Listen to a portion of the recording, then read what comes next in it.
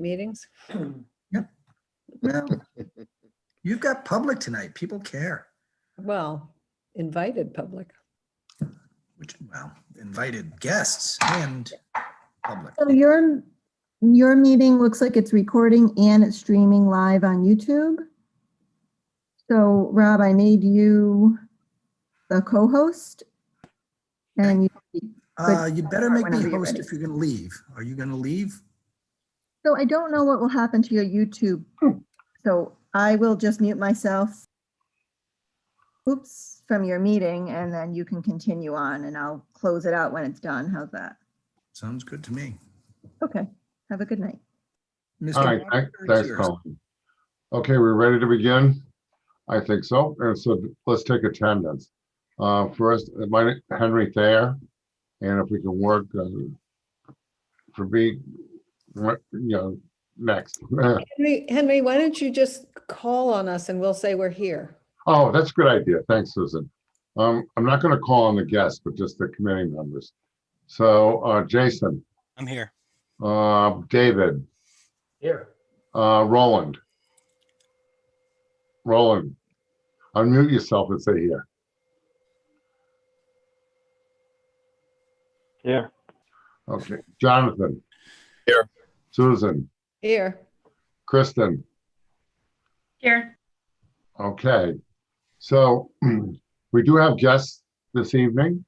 Jay is one of Susan and my colleagues from the Economic Development Commission, and he's going to be talking about some data he's been farming.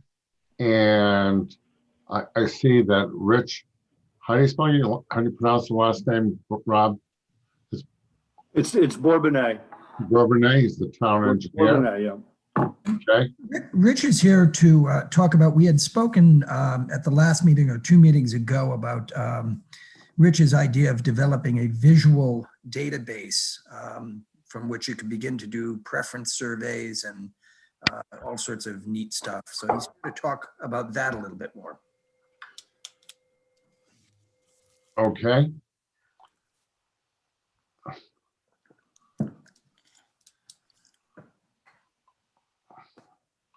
All right, so let's go with the first agenda item. I believe, I'm trying to see what happened to my agenda.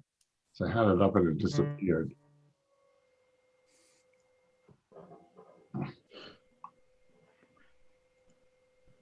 bear with me for one moment. Oh, that's that.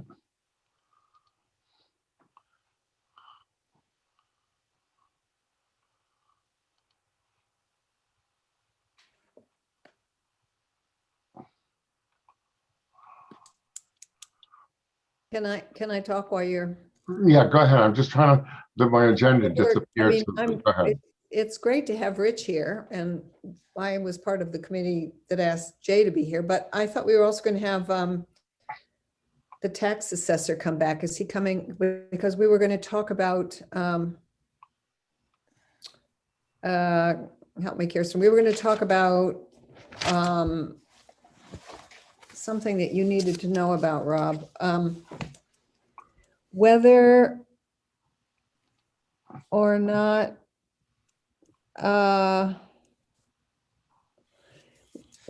it was something about businesses that have, doesn't anybody remember? I didn't make a note of what he was going to talk to us about. It was something we came upon last time.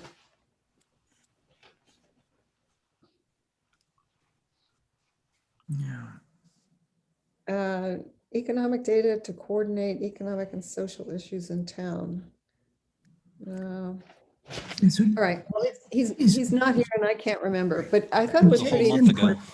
Yeah, so Jay's input to this is probably sort of foundational anyway. I think that what Jay's got for information about local businesses is richer in many ways than anything the tax assessor has. We know how many, in fact, I just did have him run a report last week on all of the commercial properties in town. And it's really, there are not very many commercial properties in town. The problem with trying to use the tax records as a basis for understanding what's going on in the local business community is there's a lot of businesses that are run out of homes. There's a lot of businesses that are tenants in a larger property. Think South County Commons. They get one tax bill. South Yeah. County Commons has dozens of businesses in it. So it's not a very elegant way to get at what's going on with small businesses. That having been said, there's something there, but I think that Jay's stuff is probably more foundational. It's more. Yeah, but I don't want to let go of this because there was another question we were trying to answer. It had to do with a perception that businesses have that, doesn't anybody else but me remember this? Kirsten, weren't you there too? There was We were all something here. about, no, Roland wasn't here last time. Were you, Roland?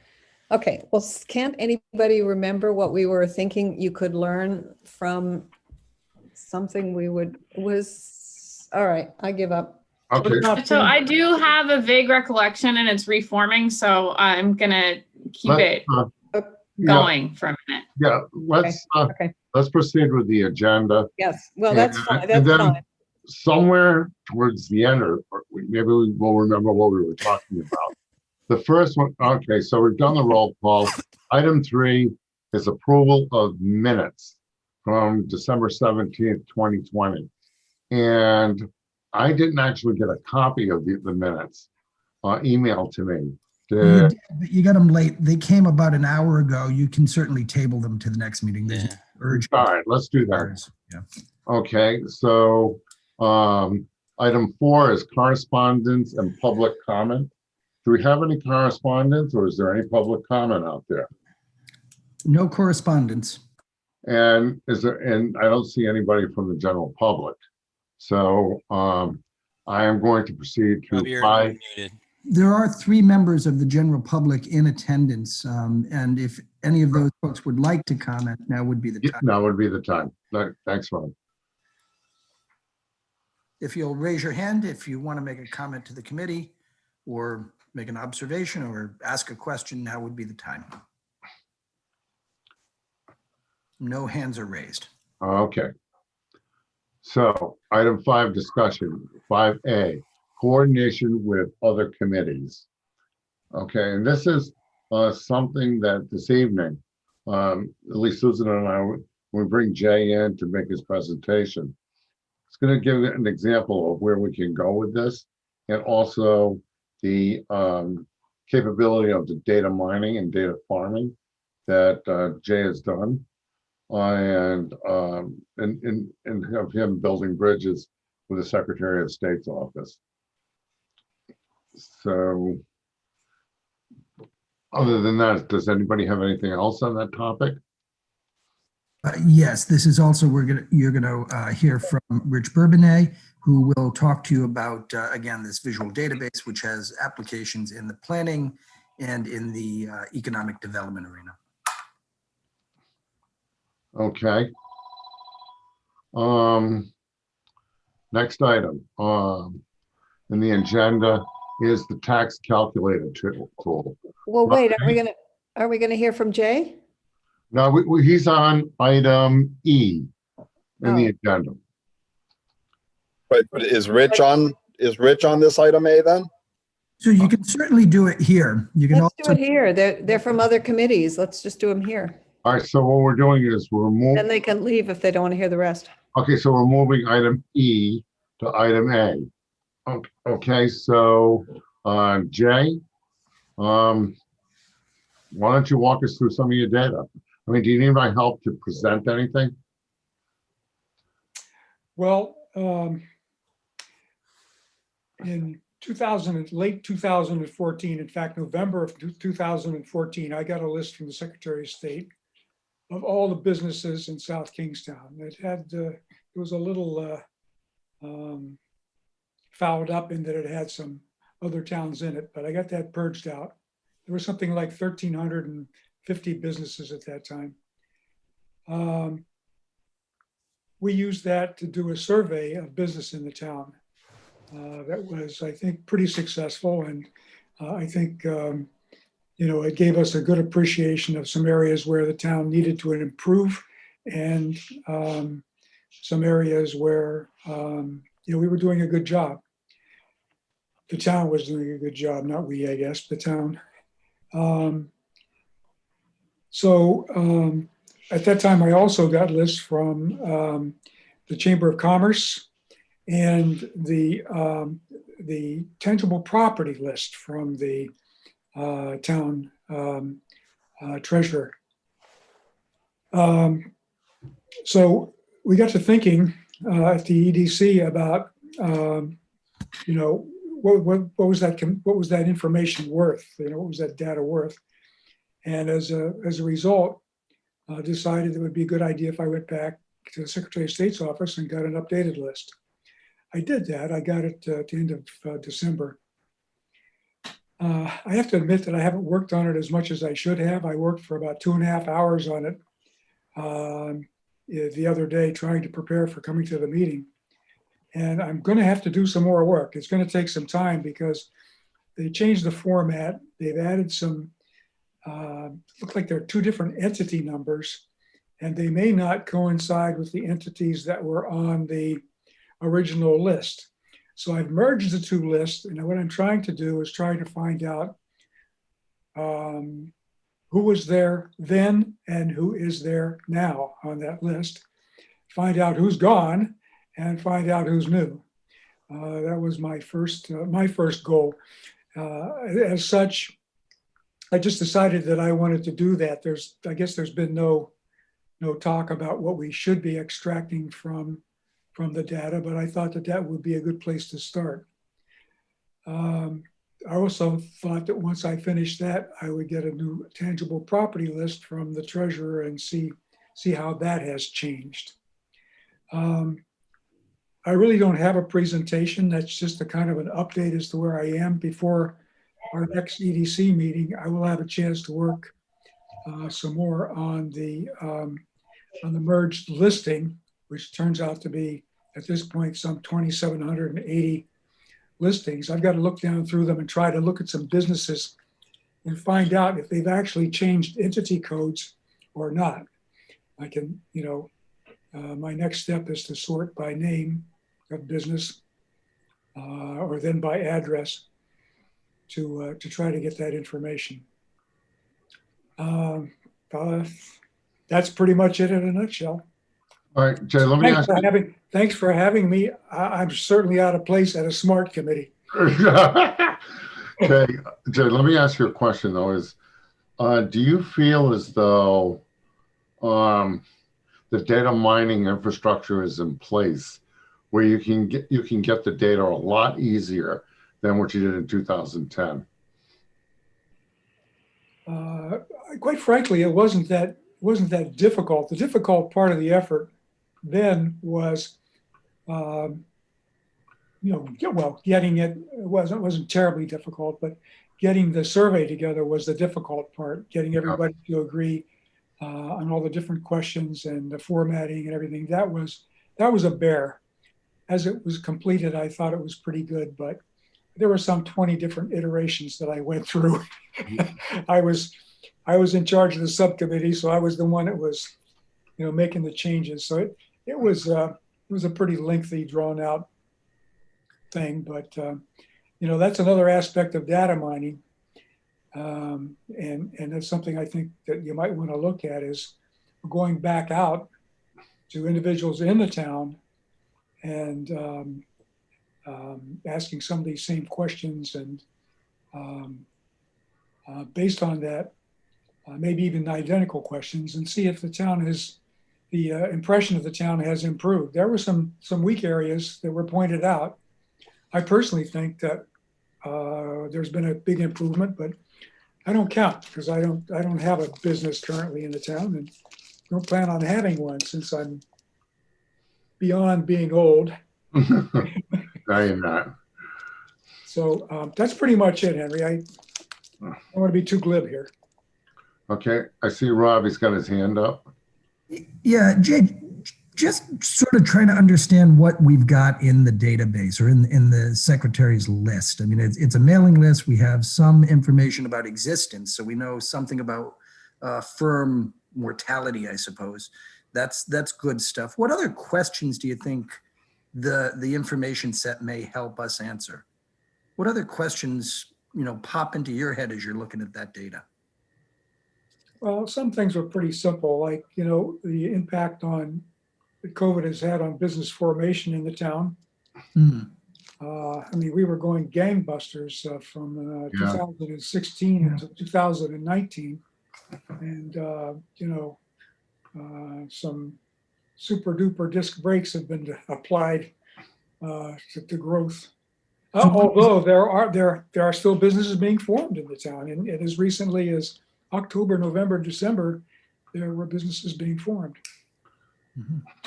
So I was a little surprised that it was continuing at some rate, at least. So this is one thing, back to Susan's point about the assessor, this is one thing we might want to bang this data set against the assessor's database, because it tells us whether they're home businesses or they're businesses in an office or an established commercial property. That's interesting. Well, yeah, but now the Associated with the tax intangible assets are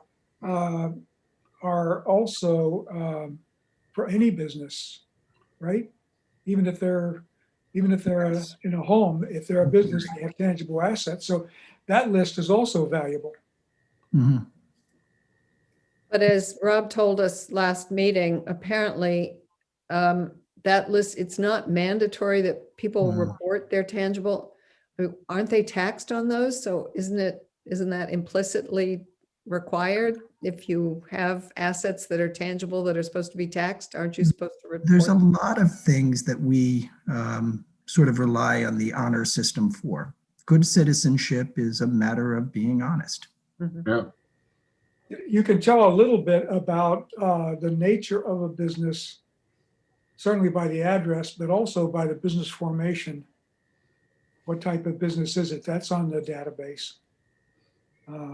They select or are they assigned a category? Does the Secretary of State assign the classification? Or do they? No, to a certain degree she does, I think, but you either choose to be a corporation or an LLC. Yeah, okay. Or I see. nonprofit, Right. or Business form is a choice. That's, Yeah. yeah. I'm sorry, what was the year of the survey? No, this past the year of the survey, I think it was by the time we got it out, it was 2016, 2015, 2016. I have all that data too, all the questions. How many responses had you gotten to that? We got 700 responses out of Boy, that's 1100. pretty good. yeah. It was very good. It would be interesting to do that again. It cost us about $3,000, Oof. but I Well, think most of that was wait. mailing. That was because didn't we have to pay the person from URI who made sure the questions made some surveyable sense? Did we pay Al Dillard? I don't think so. No, Oh, we didn't pay. I think it was mailing, the cost of paper, which the town could provide, envelopes and stamps, postage. That was pretty much it. I mean, and we had the work done at Staples, so we did pay for that.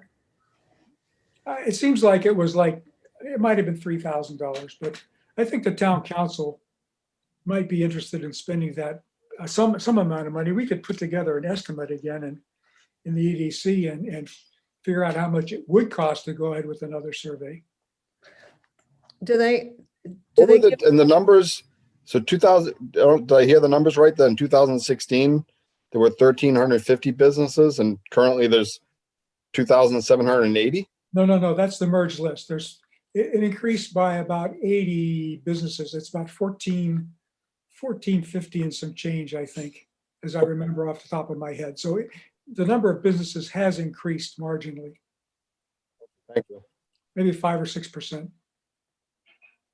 So is it possible that one of the outcomes that EDC might want to look at, regardless of the qualitative info that comes out of these surveys, just literally business formations and business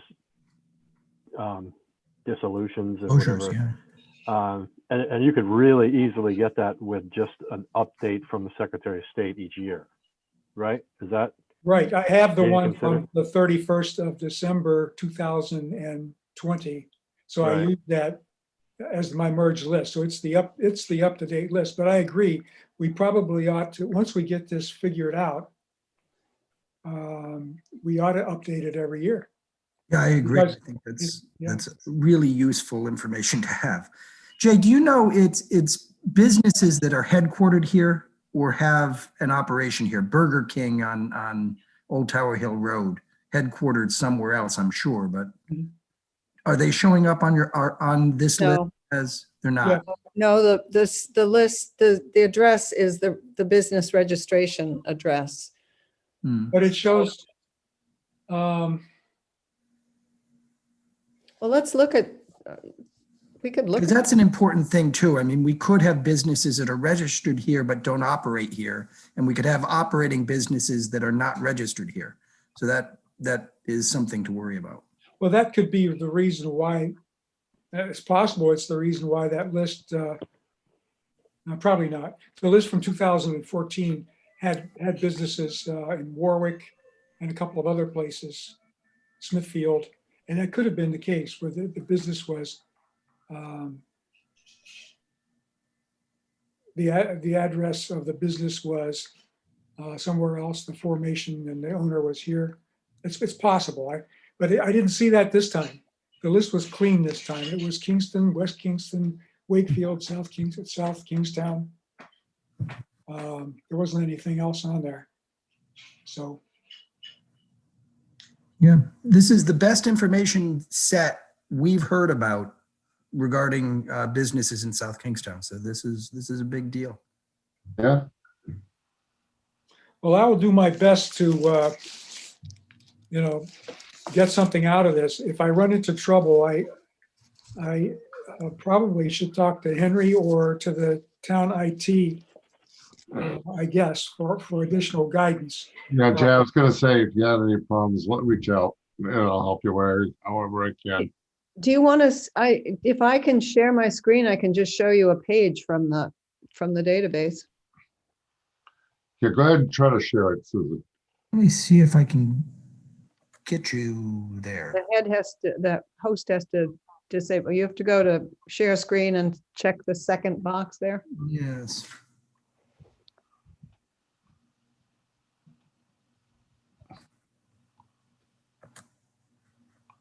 Okay.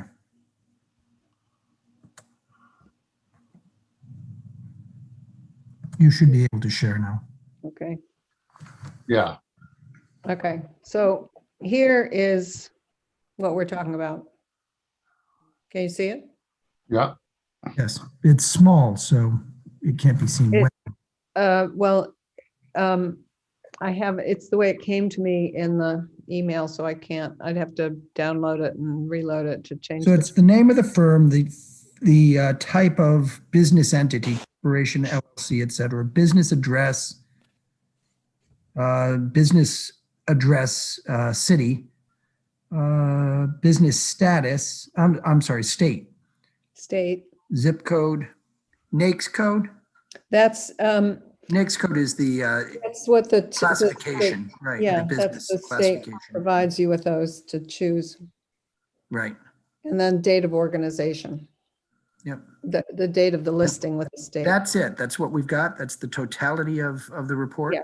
And there's also the entity number So we signed by the state. longevity by No, height. that- No, the entity number here is column A. Yeah, We've got NAICS code, so longevity by NAICS code, classification, business type. Yeah, that's cool.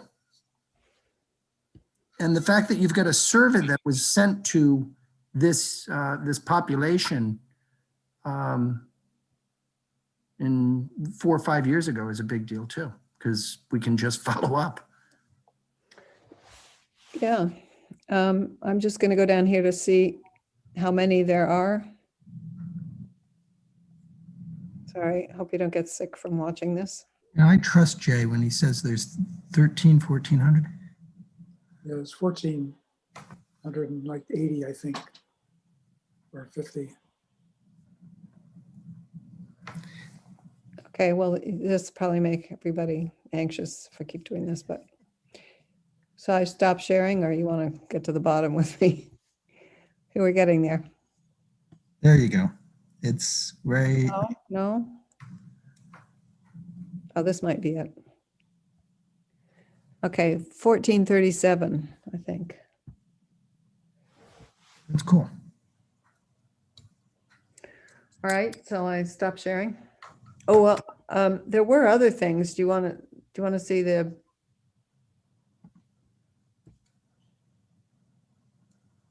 Do you want to see this one? Tangible property list. That's longer than you would think. Yeah, we don't have to scroll that one. Huh. This doesn't have column headers. So I guess you have to figure it out on your own. You have to guess. Yes. Yeah. So you've got value, you've got street, name, street address, town, or, Right. and No. it goes right across. Okay. Shall I stop sharing? You've seen it? Good Yep. enough? Thank you.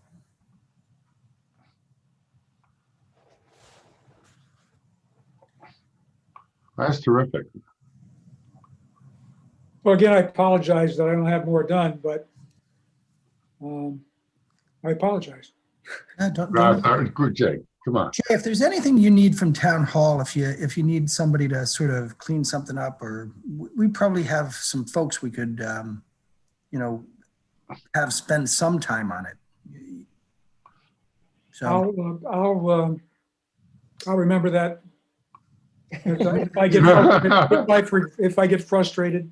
Eventually, we're going to have to find a home for this. I mean, if we're going to do a survey every 5 years to figure out how the community's doing, or if we're going to accelerate that and do it every year, we're going to have to find a way to do that. I don't think we could do it every year. People won't answer it every year. I I could, don't recall receiving one, but I may have. I might just not remember it. I would say that the survey doesn't need to be done every year, but pulling that report every Okay. year would give Yeah. you a year to year, some sort of indicator of what business attraction looks like in the town. We won't know until we get it, but it would be, if we don't pull it for another 5 years, we're not really getting any sense of the dynamics of the business climate. And also, Roland, what we could do is take the previous table and compare it and see how many people have left. Yeah, right. That So would be, you have, like I'm sure Jason will talk about in the student thing, you'll have in-migration and out-migration of business entities. exactly right. We may find that all of the new formations are at one address, and we're going to have to know what's going on, That's cool. A WeWork building. Yeah, it could be. Could be, actually. Yeah. Okay, so if there aren't any more questions for Jay, we can, look, Jay, you're invited to stay if you want to, or if you want to have a great evening, whatever you want to do, okay? And I appreciate it very much you coming to this meeting. I think I will be on my merry way. Okay, Jay. Thank you very Jay. much. Good night. Good Bye-bye. night, Jay. Good night. Okay, the next agenda item. What are we going to do, Rich? Well, we have item B, says tax calculator tool. I'm sticking up for you, Rich. Thanks, Susan. If there's nothing on the tax calculator tool, We can There's plug not. it. I think it needs to be kept on the agenda because we are going to find a relevant use for this, but it needs to be reworked. I think we're going to have to start thinking about that tax calculator tool as a different tool. We've talked about it a few times, and every time I go back after we talk about it, it's just still too complex. It needs Yeah. to be reduced and made more simple. Okay, so I think Rich would fall under item A. I do Is too. what Thank you. Susan is Thank saying, I you. think. Thank you. Thank you. okay, so Rich, go right I ahead. don't know that I'm Jonathan. representing any other board specifically, but more of a representation of a department. But just a little bit of background that I'm the town engineer. My name is Rich Bourbonnais. I am also a landscape architect. And something that I've been talking with Rob about, I mean, for 3 years, I've been here for 3 years. I think it's about that long. And we kind of go back and forth, which really helps me because it's a concept that really needs to be well defined before anything really happens. But it's a thought that we start to document the visual environment in South Kingstown. And as a landscape architect, and I studied visual assessment as a graduate student, and I'm always very interested in visual quality, and being in public practice where I was always private practice for 20 some odd years until recently. So it's an opportunity now to maybe think about that, and South Kingstown being so diverse and such an interesting place. I think it lends itself well, but again, it has to be well defined. So Rob thought, really maybe this particular group might be able to help in this project if it moves forward. I mean, we don't know, but if it moves forward, I'm going to share my screen. I've got a very quick PowerPoint, and I'm sorry, I hate PowerPoints myself, but I swear to God, it's only 8 slides. It's going to go quick, but it's a good way to convey the idea. So let me share the screen, and I promise it'll be painless, maybe not, but we'll try. All right, so this is a discussion. It's sort of an intro discussion. It's the first time that anybody has seen this particular presentation, and again, it's very short and hasn't been completely thought out. But let's keep going. But it's it involves visual assessment and long-term visual management, and I'll explain a little bit better. I just want to talk a little bit about history, some of the characteristic landscapes that we have in town, a little bit of a study about Main Street, and then just some conclusions where I think the gaps are and where maybe this particular group can help, and that'd be fantastic. But to really kind of to go to the beginning of where some of these things and some of my thought came from was back when I was in Virginia. I was living, working, going to school, and I went out. Me and my buddies went out to an art show that was out in Roanoke, and so we took a ride out there because there was a fellow there, William Christenberry, who was presenting some of his photographic work, and basically his work involved Alabama and a lot of photographs from Alabama. And this particular installment was particularly interesting to me, and it was entitled Coleman's Cafe. And I just want to explain a little bit about it and what is so interesting to me. Christenberry was a painter, a sculptor. He was born and raised in Alabama, went to UA, and then moved on in New York. But when his interest became more along the lines of photography, he went back to Memphis actually, and became faculty in Memphis, and then continued to go to Alabama and continued to photograph particular structures in Alabama. And in this particular cafe, it was in Greensboro. But what I just want to point out about this particular arrangement is that, first of all, it's over the span of almost 30 years. Okay, and it's a really neat documentation, and the structures that Christenberry photographed most often were very dilapidated. They were falling down, and normally, and you'll see at the end of this particular display, the structure is gone completely. He would even continue to photograph even after it was gone, when the vegetation came up, and when normally it's really the nature kind of taking over these structures. but they were really left in disrepair. He found them interesting and continued to document them. But what's really neat about this is this particular photo, and I don't know if you can see my pointer, but the middle on the left, where you see the side of the building. And something else that he did, and I'm going to go to the next installment that was interesting to me. It was called The Palmist. Now, The Palmist, and unfortunately, I don't have too many photos of this, but The Palmist was a palm reading building. And it was the sign was used to fill in a window, and it was left there. But in another display over 20 some odd years, the last photo of the building being gone. But what's great about Kristen Berry's work I thought was interesting, was that he not only documented the building, but he never really went back the same day every year or the same time of year. He never photographed. He didn't always photograph from the same position. So even though we're watching these displays over a long, long period of time, and we're seeing these buildings fall apart over a long period of time, we still learned a little bit more about the building. Even though it's falling down, we're still learning a little bit about the building, which I thought was really interesting. And we're also seeing it different times a year. Different things are going on around it. Some of the installments include other buildings in them, and it's just, I thought it was really interesting. But it was looking at, when we design sites and when we build sites, and we always come up with what we call an existing conditions plan. Well, but normally land didn't go from point A to point B suddenly. There's a lot of little moments in between that happen that this type of documentation kind of captures. So you know a little bit more about that site just based on the photographic information. I always found it very interesting, and I incorporated some of these thoughts when I was doing some visual quality studies in Virginia.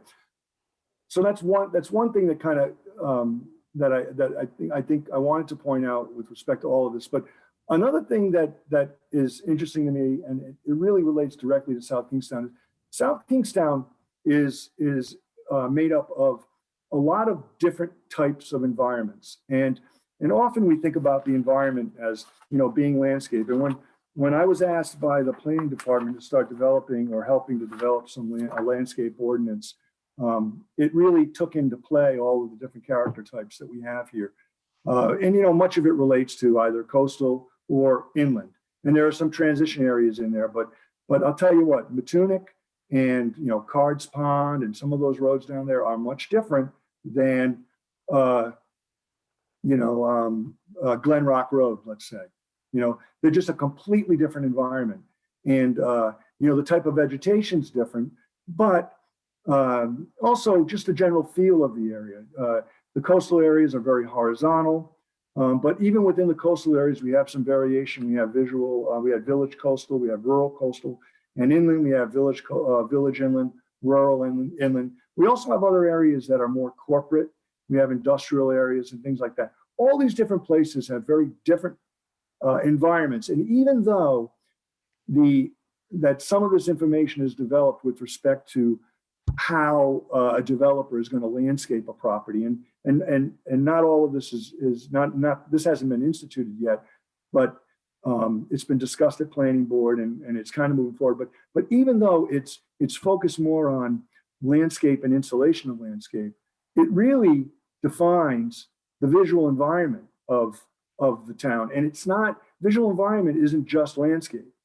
Visual environment are the structures, the roads, the signage, all the clutter and all the power lines and all of that information. That's what makes up the visual environment, not just landscape. So even though we're coming up with these categories of these visual character types within town, they still can relate more broad. It's got a more broad-based kind of relationship to the town. So in preparing this, I tried to say, okay, well, I don't really have a series of photos in town that show us what's really going on in town. And, but there is a lot of information. I'll tell you, it's amazing how many photos there are of Main Street online. Most of them are postcards, and people have scanned postcards and are selling postcards and whatnot. Some imagery like this photo from 1897, which would have been a part of a postcard, but is is an actual photograph. Others are more artistic representations, but they were of photographs. So I just thought it was interesting to kind of just look at just quickly take a glance at the progression over time, what Main Streets look like. And these are all from different positions for the most part, similar to a Christenberry kind of display, but usually you gather a little more information. You're seeing one side of the road, the other side of the road. But generally speaking, it's all the same place. What you do see, what really stands out to me on this line is boom, in the 40s, all of a sudden you've got a lot of vehicles. And I thought it was even particularly interesting. They used to angle park on Main Street, which I found that to be really interesting. I guess you fit a lot more parking spaces that way. But some of the other elements are pretty good as well. The awnings, I think, are really neat. There's no real vegetation. There's no streetscape vegetation. In this case, back here, we're not going to see all the lanterns and all those things. There's not a varying type of pavement pattern or anything like that. But something that does stand out are these power poles. And I want to go to the next slide, which really shows what those power lines look like. They were pretty substantial, and the poles were in the road. They marched their way down. You've got the railroad crossing. And if you look in this photo, which is a different angle, you actually see the railroad crossing up further up the road. But what I found really interesting on this photo was that they both listed themselves as 1910. I would say that it's most likely these are pretty similar vehicles that we see. They're carriages and buggies and horses. So it could be pre-1910, but it sounds likely that that's about when the photo was taken. You will notice though, there is a pole here and it's been chopped off, and there seems to be another one in this background here. And I'm wondering if this photo was edited in a way to make it maybe a little more appealing. I just found that to be kind of interesting, and it's something that we do even now as designers. We do photographic simulation, and that's really effectively what it is. But I just found that to be kind of interesting. And also, two photos, same time, different vantage point. You learn a lot more about what's going on. You see the awnings down the street. You've got a tree in front of what looks like a residential property. That shows up on a lot of photos all through time. This would be where the entrance to our town parking lot is, behind the Bell Block, and Phil's additional building here where I guess the trolley car used to be. That used to be a little business in there. And then a final photo, which is of the same vantage point. And what I really like about this photo, I think even more than anything, is that not a lot has changed. Wakefield has been, I believe, somewhat well preserved. We've got a couple of larger structures up the hill, but they were always bigger structures up the hill.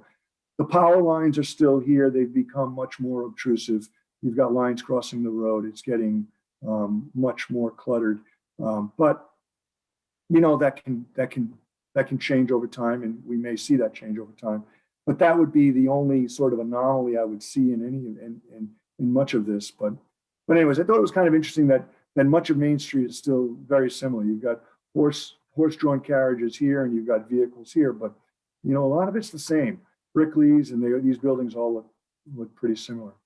So, and I told you it was going to be quick. So, as a conclusion here, so in order for an assessment to happen, normally, and I've been involved in visual quality studies and assessments in the past, long ago in another life, but normally there's some sort of professional gathering of information, and I believe that would have to happen here if this were to kind of move forward. But I think there needs to be a professional gathering information. I think it's more of a staff thing where we identify significant areas. We identify significant roads, significant views, all those things, and we document it all.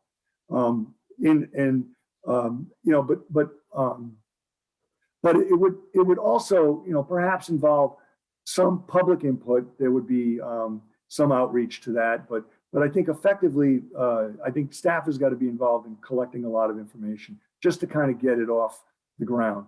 Then I think it goes out to what would be more, and another level of data collection is where the database is built, And then we start documenting over, a period of time. And I think seasonally, I think yearly, I think all of that. But I also think that the public can get involved, where the public is dumping information, dumping photos, telling us what the significant views are, moving us in a certain direction, telling us what they like. So moving to the next phase would be sort of this qualitative, quantitative review where people of the town are dumping photos. We've got these professional analysis of these photos, which are more of a qualitative look at it. And then people are just giving preferences on photos. People just tell us what they like, tell us that they don't like a photo, tell us that they like a photo, comment as needed. And then we start to build a database of what we think some of our higher quality, higher visual quality areas are. Now, what happens with that is a little bit of a gap.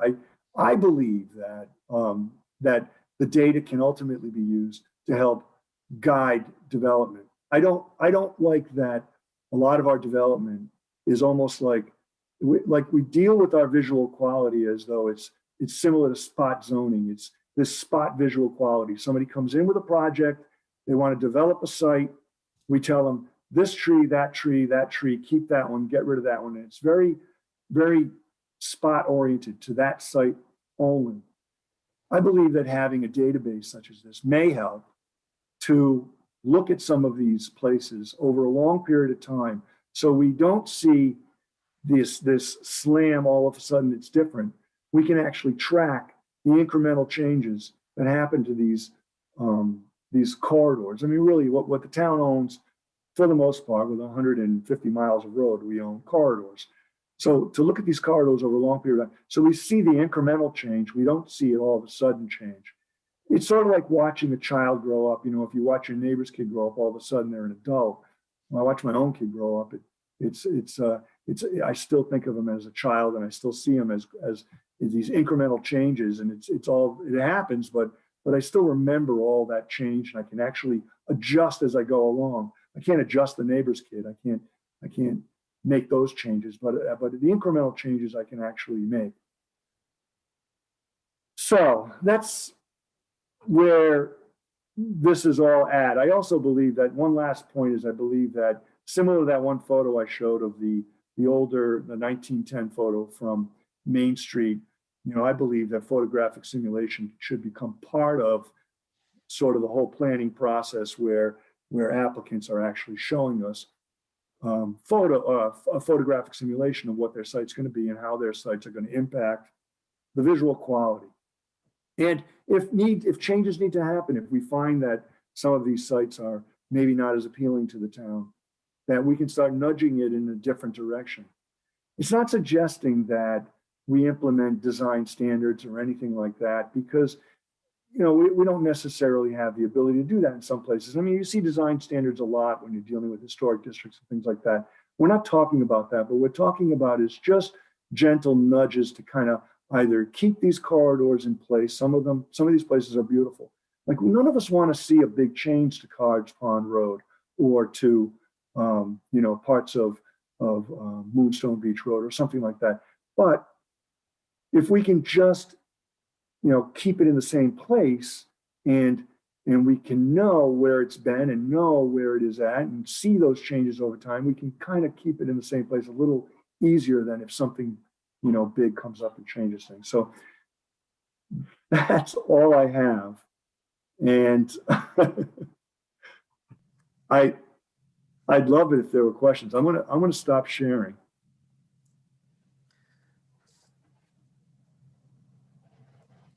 Yeah, Rob. So real quick, I just want to point out one thing, and that is, while Rich isn't talking about design standards, the planning board and the planning department are talking about design standards. And this sort of tool helps inform that discussion as well.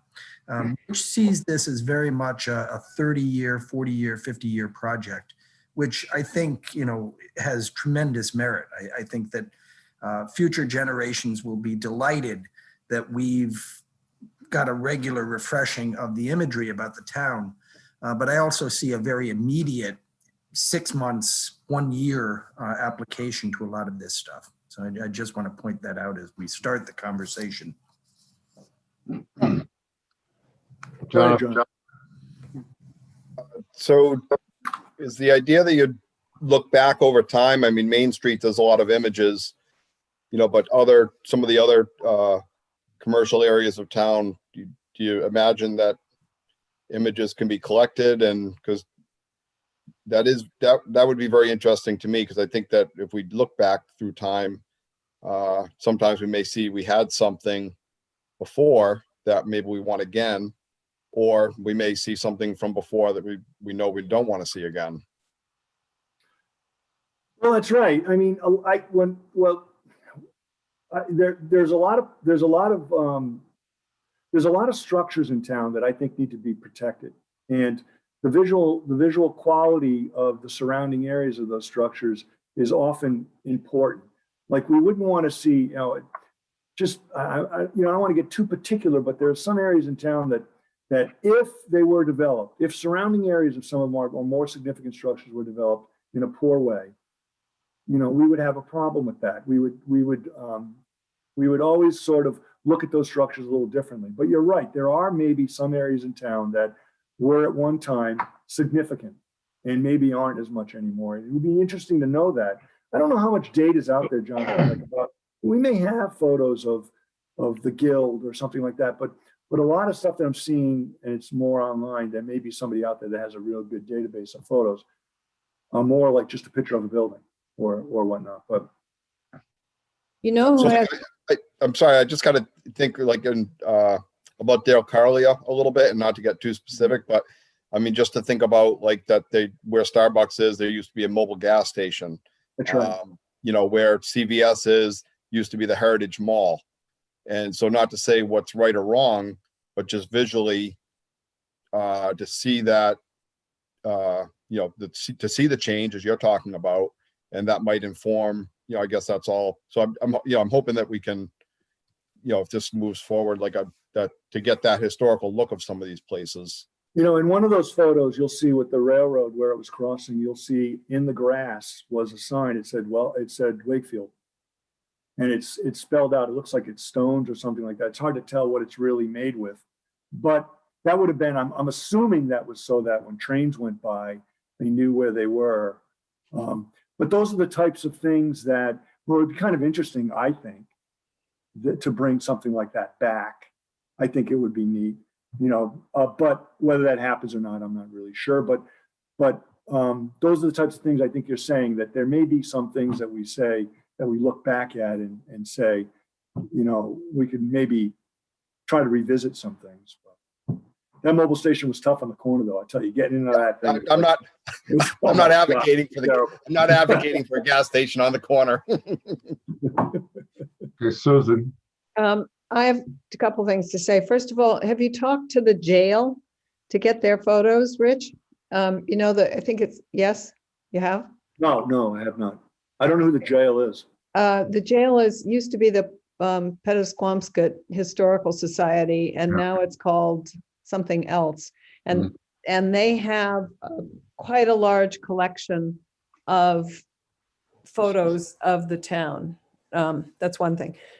I'm not at all opposed to design standards. I think they're a very good idea. And one of the things you could do with some of these buildings, particularly the ones that we like, is you could do some proportional assessments. You could look and see whether the windows were golden mean or double squares or whatever they are. And I think you would find that the buildings that we like do have a proportion to the windows. So the design standard could be, you can put in the windows, but they've got to be golden mean, or they've got to be, something close to that. Because one of the things that drives me crazy is when people haven't thought about that. If you look at an old colonial house or salt box house or something, they are careful. They are proportionally correct for whatever they are. There was a period, there was a period of time in the Victorian age when some of those changed, but they have internal logic to them. And I think if you did a study like this, and then you sat down, you took the photographs and you sat down and you figured out what the elements were that made those buildings attractive, I think that could be the basis of something for a design assessment. I did a And lot of work. just one other thing I want to say is that I felt for a long time that the town doesn't do enough telling developers what we want. And if we had some images that were what we want, I might make it easier for people to know what we want. And we could say, and now, okay, so maybe what I want isn't what somebody else wants, but I think collectively, I think if you did what you were talking about, Rich, and we had some images over time that showed, so that if what I want is Parisian or something, that won't fly. But if what people want is what we've had, and that, then I think that's a valuable thing. So I want to jump in here because I think what you're saying, Susan, is extremely important. And I see, again, a more immediate application than just 30 years out after we've collected for 30 years. I think that when Rich talks about photographic simulations, he's basically talking about photoshopping your building into that streetscape, which is fine. But right now, we don't have the streetscape. We don't have, the multiple perspectives on that street that we would want them to Photoshop into. So we need to build the palette so that we can start doing those assessments.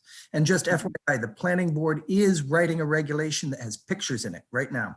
They're writing a regulation that literally has drawings and photographs in it for the first time.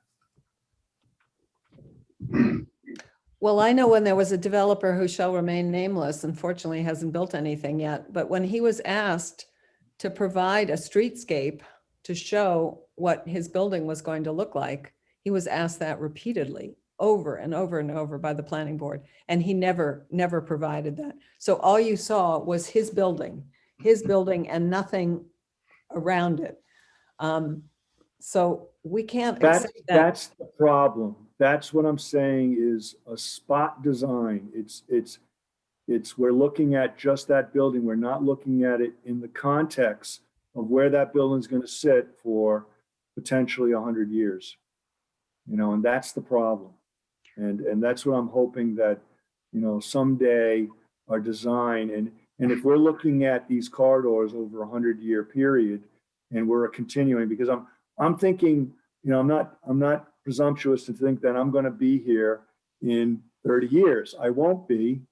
There'll be somebody else, but the images will be.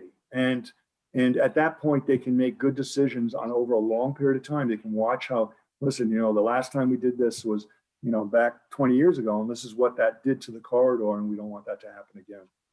Okay, hey, Rich. Yeah. I'm going to hold this book up. Have you ever seen these books? Yes, yeah, I have, yeah. Yeah, they're everywhere. because they are rich with pictures. They are. And the other thing is the author of this, it says on the bottom, it's Betty J. Cotter. Mhm. Okay. Betty J. Cotter is my cousin. And I'm going to shoot her a note and see if she's got any pictures stuffed in a box someplace that she could perhaps. Yeah, I think that once at some point when these significant roads are defined and significant views are defined, I think then it's a mad search to find any historic photos of those places so we can really see where they started, and then to begin documenting it as it is. There are things that in my studies, things that guide a lot of these studies and some commonalities in people's preferences.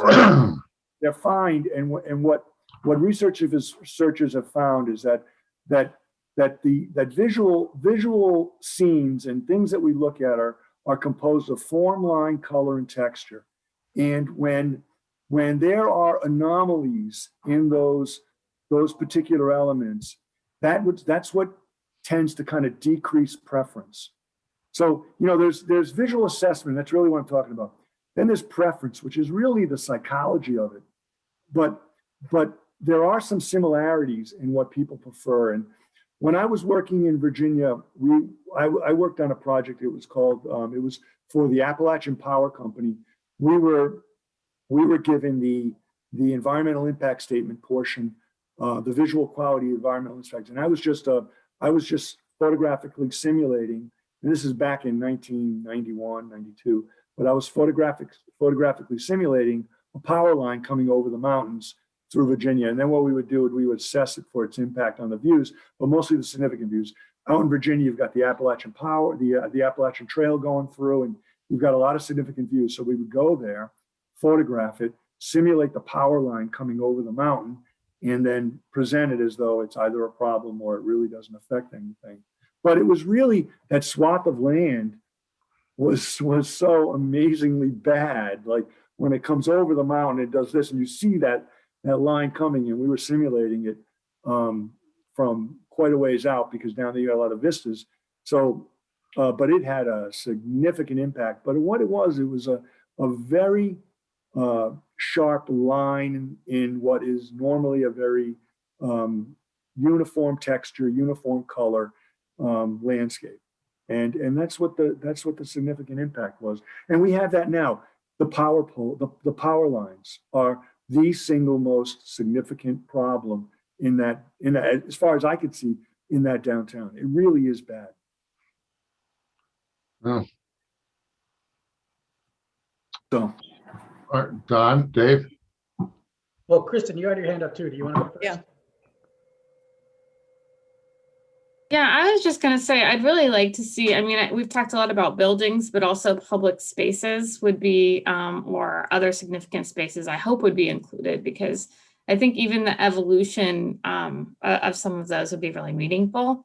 And as renovations or expansions or contractions or repurposing sometimes happens, and I don't mean repurposing in terms of transitioning, but, you know, parks get facelifts, and it would be nice to see how the use evolves over time. So I hope that there would be some inclusion of non built spaces too. It sounds, I mean, the example you just gave did include that. So, but it would be nice to just make sure that those were considered as well.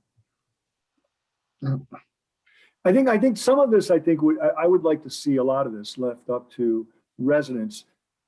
You know, we can develop an app, somebody can develop an app, not me, that would geolocate somebody where they're standing. And all you got to do is tell them, I'm looking to the north. They take a photo, the photo gets uploaded, they give a preference to the photo, and then it's gone. They don't have to think about it again. And it's part of our database. It just goes on a map as a pinpoint somewhere, and then the photos are there. I mean, that's what I'd like to see. Yeah, my comment is going to be along those lines that it'd be pretty cool, maybe difficult to incorporate this as a layer in the GIS database. Right. Yep. So from my perspective, what this project needs is Rich needs some help. He needs some encouragement. This is a big undertaking, and we need a study design. We need to figure out what questions we want to be able to answer once we start collecting photographs, and we need to be able to then figure out which photographs we need, and we then need to figure out how to collect them. So we need to design a study here. Well, you know, Kevin Lynch did this at MIT. I could go get my book. I mean, there are, I think we could find some, previous examples of some of this kind of work and then model something on that. And the first one that comes to mind, because I took the class, was Kevin Lynch, MIT, but there are a lot of people who have done this for as visual studies. The app is a different thing. I've always wanted the town to have an app where people could go around and take a picture of a fallen tree or a pothole that needed attention or something like that. We never got that, but I think those exist too. I think we could probably get, there must be an app that does this already. But I think, and exactly what you're saying is that every gate valve, every manhole, those are assets, those are town assets. And the visual environment is a town asset as well. And it needs to be, I think, managed in a very similar way. Yeah, And it's we we have to be careful when we start getting into that stuff, and I'll leave it at that. I will point out that the state of Connecticut once did a visual inventory of their entire road network and found that the number of lawsuits that they were losing went up dramatically. So Yeah.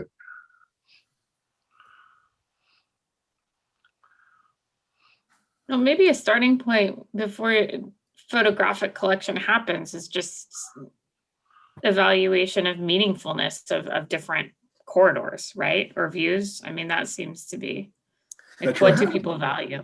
It's how an do we do that? identification of those Should it areas. be yeah. should it be Rich, the town engineer, or should it be somebody? Should it be the community? Should we ask the community what corridors matter to you? Here's Kevin Lynch's Yeah, book. I've read that. I've read Okay. that. And Kevin Lynch was dealing more with, it was urban environments and, Yeah. but he really understood things like landmarks and things Yeah. of that sort. Yeah. And what was great about, and I like that because, you know, whenever I pass like the windmill in North Kingstown, I hate that I come over the hill and you're coming off of Route 90, or you're coming off of 95, you go down the hill on Route 4 and you can kind of see that thing in the distance. Even though I hate that, that's probably the largest view you have of South County when you come over the hill on Route 4 and you can see forever. Now they got a windmill in the middle of it, but it does become a landmark at that point. So, you know, landmarks can happen, you know, even in modern times, but Kevin Lynch talks a lot about those types of Yeah. wayfinders. He was always interested in wayfinders and things like that. But yeah, that's a good read. Very good read. And in Rhode Island, we love to give directions based on our landmarks. Even if they're not there, right? So, Rich, how do we identify the corridors? What are you thinking? Well, I think it could start with, well, we do have two state corridors in town, Route 1 and Ministerial Road. They're what are they called? Scenic Highways. designated scenic highways, Scenic right? highways in town. You know, I think we also just you know, do almost like we could do a quick study of some of our more significant roads. I mean, we know that we have some great roads down in the Matunic areas, things like that. I think we could just come up with a list and just start documenting it and just put it out to the town that we're developing this database, and then ask the town to start, you know, sending in their thoughts. And then at some point, it gets to the point where we develop an app, but you pique an interest. And then people are going to come up with stuff. They're going to say, well, you know, the view from this point looking towards the east, and I think at that point it becomes fantastic. I went to get Kevin when I missed the lawsuit case. What did you say about that, Rob? Could we? No, it's just the state of Connecticut's Department of Transportation did an inventory of the road network, and people started FOIAing the record and saw the defect and said, you should have known about the defect. You had a photograph of it. Oh, I Yeah, see. Rob, see. was But that we could- a video? Did they videotape? They may everything? have videoed it. Yeah, I You thought, may be because I right. remember that. They videotaped all the roadways. Yeah. Well, could you ask everybody to take a picture of their house and send it in with their tax bill? We could. That might not be popular, but we could. Well, I submit mine electronically, so I don't know what would happen, but we could just ask people to take a portrait of their house. I'm more interested, yeah, we could do that. And You're more interested I'm more interested in in looking down these corridors as you're traveling these corridors. But, you know, you might be a pedestrian, and you may be looking at some of these, but those are all part of what would be, I think, a database. Yeah. So I'm also looking for thoughts about what we think this might be used for. You know, obviously it's going to be used for planning. It might be used for signage preferences. It might be used for relocating things within public spaces. You know, is there something in a public park that everybody hates and we just didn't know it? You know, that kind of thing is important, I guess. But what other uses of a large, well-built-out inventory of photographs of the town, as it was, might we find? might help us with preserving some houses that are derelict or that right. haven't been, maybe they're not great enough to be landmarked, but they're significant somehow else, because we don't have a good handle on that. And those old houses are coming down all the Yeah, time. they are. 'Cause- And the character of the streets is changing because of it. Yes. Mhm. Interesting. I mean, what about even, I'm sure that, you know, from the town PR perspective, it's interesting, it's historical. I think there's a nice story there that is laid out also. So I think I even, think being a town that cares, you're right, and being a town that cares about their visual environment, I think would be Mhm. just in itself, towns do care, but again, it seems very focused on historic areas. I mean, there are some places that aren't considered, historic districts, but they are beautiful. And we want to preserve those as well. I have an idea. But you're right, it would be. Can we send pictures of telephone poles to AT&T and Cox and say, okay, I thought are these your that, poles? Are these active lines? Take them down if they're not. I agree with you. And I thought that, boy, if we had a real good database when DOT was redoing that roadway and Main Street, if we had a real significant database, say, listen, the only thing we have a problem with out there, are the power lines are very expensive to put underground, but I've done a couple of projects where that was always the discussion. It was always, we're going to put the power lines underground. We're going to do it. We're going to do it. Oh my gosh, it costs that much. Forget it. Leave them. But maybe these types of things help build ammunition on actually getting it done. But Well, like I said, nobody does the economic analysis to see how much it costs every time there's a big storm and they all have to be, Right. they all have to be repaired. That's never considered. It's just how much does it cost to put them in the ground? yeah. You really need to get National Grid's statistics on how much they spend redoing them every time. But I think there's a lot of cabling. I live on Scenic 1A. I swear to God, there are only 50 houses on our street. There is more cable on this street than there could possibly be need for.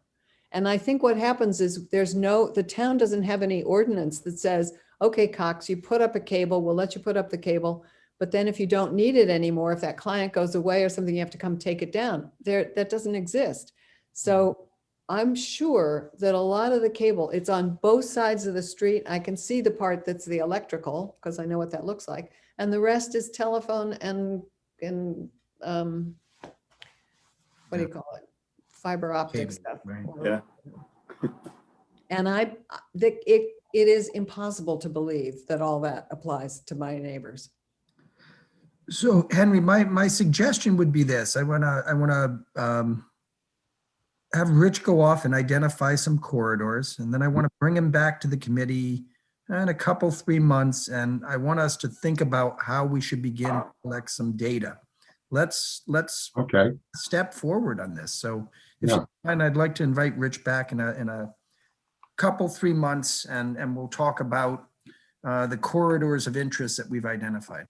yeah, and in the meantime, I will reach out to Betty and see what she has for pictures. Because she did the Wakefield and Peacedale and Kingston and all of these books. And she must have a ton of pictures. So we'll see. Ultimately, I'm going to be interested to know if She the can write people, the argument for us for why we need to do this too. Yeah, I'd like to know if the people out at Glen Rock have a different perception of what quality views are than the people out in Matunic. There may be a real preference difference there. We have to take that into account in town that there's this varying degree of what people like and what they don't like. I think it's an interesting topic. yeah, It is. I mean, it's a silly thing, but we put up municipal signs. If they should be of a different character in Oskapog than they are in Matunic, we should know that. We should put That's up right. That's right. different signs. All right. okay. Thank you. All right, thank you, Rich. And of course, you're invited to stay if you want to. But if you don't want to, have a nice evening. All right. Thank you, guys. very much for coming. Okay, so Bye. I think we're on 5C. which is COVID-19 related data needs. And unfortunately, our COVID people aren't here tonight because I don't see Jocelyn and I don't see the other one. I can't remember her name off the top of my head. So I'll say this, our big problem is really not data at this point. Our biggest problem is with the vaccine being rolled out, we need to figure out how to do selection. And that's a Yeah. really hard problem. I'll encapsulate this problem with the following example. The state has received 5,000 doses of vaccine that they want delivered starting on Sunday of this week. And we get 150 doses for South Kingstown's population of 75 and older. We've got 3,000 people in South Kingstown, 2,900 and something, who are over 75. We've got 150 doses to go to 2,900 and some odd people. So it's a real frustrating and difficult problem. The state has basically got three lists. They've got a list called the Reisner, this Rhode Island, Reisner. Senior something. No, it's an emergency list for people with disabilities of some sort, some medical condition or a disability. We've got about 50 people on that list who are over 75 in South Kingstown. So I've got 50 people who are an easy hit. They're disabled, they're pre-registered as needing assistance. We know that they've got conditions that are make them susceptible. They've got the age, but that's only 1/3 of all the doses that we've got to get rid of this weekend. So will you go around to them and give them to them in their places? No, we're not allowed to go around. They have to get to the South Road School. We initially said we will go to them, and Rhode Island Department of Health said, no, we can't have you do that. The liability is too great, to which I scream through the Zoom screen. Are you kidding me? The liability of having an 80-year-old come to our facility on an icy Sunday is great. Urgh. Drives me nuts, but no, we're going to require that folks to us, and only if they can get a ride to us, because we can't provide the rides. But we've got to start figuring out how to do some selection. Now, this is a small example. This problem is going to persist in all likelihood for a while, because the supply that we're going to see is going to trickle in. It's not going to be, we're not going to see the floodgates opened all at once and lines of people down South Road just waiting to get in the building. It's going to be dribs and drabs, I'm afraid.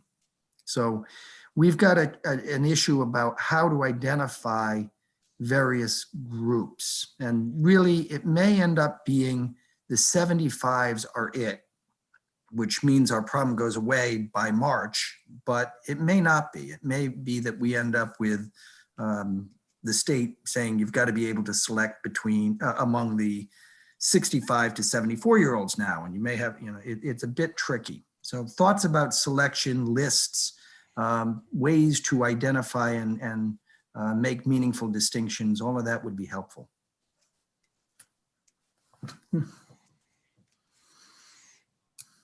And to add just, so much more joy to the problem, we're literally talking about things that will cost people their lives. You pick one and people don't get the dose. What kind of shape is the hospital in? As far as from the reports I'm getting, we're not anywhere near excess capacity, beyond capacity, exceeding capacity. Oh, that's great. That's good. All right. So thanks for the update on COVID-19. And Jason, you're up. Oh, that, huh? Can I just say something about that? I think before we move on, it would be nice to maybe have some folks, even because I know our two people who are perhaps most in the field with this are not here tonight, but maybe do just a little outreach. So maybe this will be out of the gate by the time we have the next meeting, but if there is information that would be helpful that we could be facilitating, it would be nice to do some outreach to the two of them to see if they're ready to roll on it next time. Could I just add too, just throwing an idea out there, but really we have to have some access to clinicians that are treating some of these 75, they almost have general practitioners, whatever. Somehow their input as a group is, I'm thinking, going to be far more valuable than anything we could muster. And I would include the two that are on our committee here, but the people that know the candidates for vaccinations are probably the best population to tell who should be getting these vaccinations. Yeah, and So, we can reach out to those folks in the next 2 weeks. We can't in the next Right. 2 days, but the next 2 weeks we'll be able to make those contacts. That may be a really important path. That's good. It's a good idea. Excellent. We ready for Jason? I think so. Jason. All right. So I've been interested in school enrollment for a while, and over the years we've kind of looked at it from the point of view as looking at enrollment declines as potentially saying something about the town. So I've been kind of looking at enrollment and trying to find some data that connects it to things that are happening in the real estate market and things like that. So I'm going to present what I've collected on enrollment over the years, and more recently, I've been working with the school department to get some more detailed migration data. So I'll show that and let you know what I did to gather data. I know that it becomes a political issue, and I have a well-known bias. So I'm trying to present this in the most unbiased way possible. I'm sure it might not come off that way. So if I apologize if it doesn't, and please feel free to ask questions and challenge. I'm going to go ahead and share the screen with this. Okay.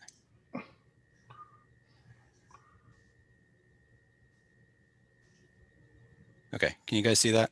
Yes. Okay, hold on one second. This is the first time I've done this. All right, so starting with enrollment. So the first thing I'm going to show is the kindergarten through 5th grade. This graph shows the what I call the birth cohort sum.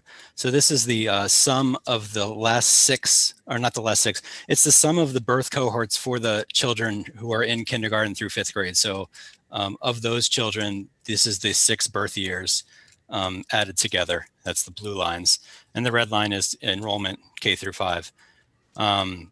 So a couple of observations about this. I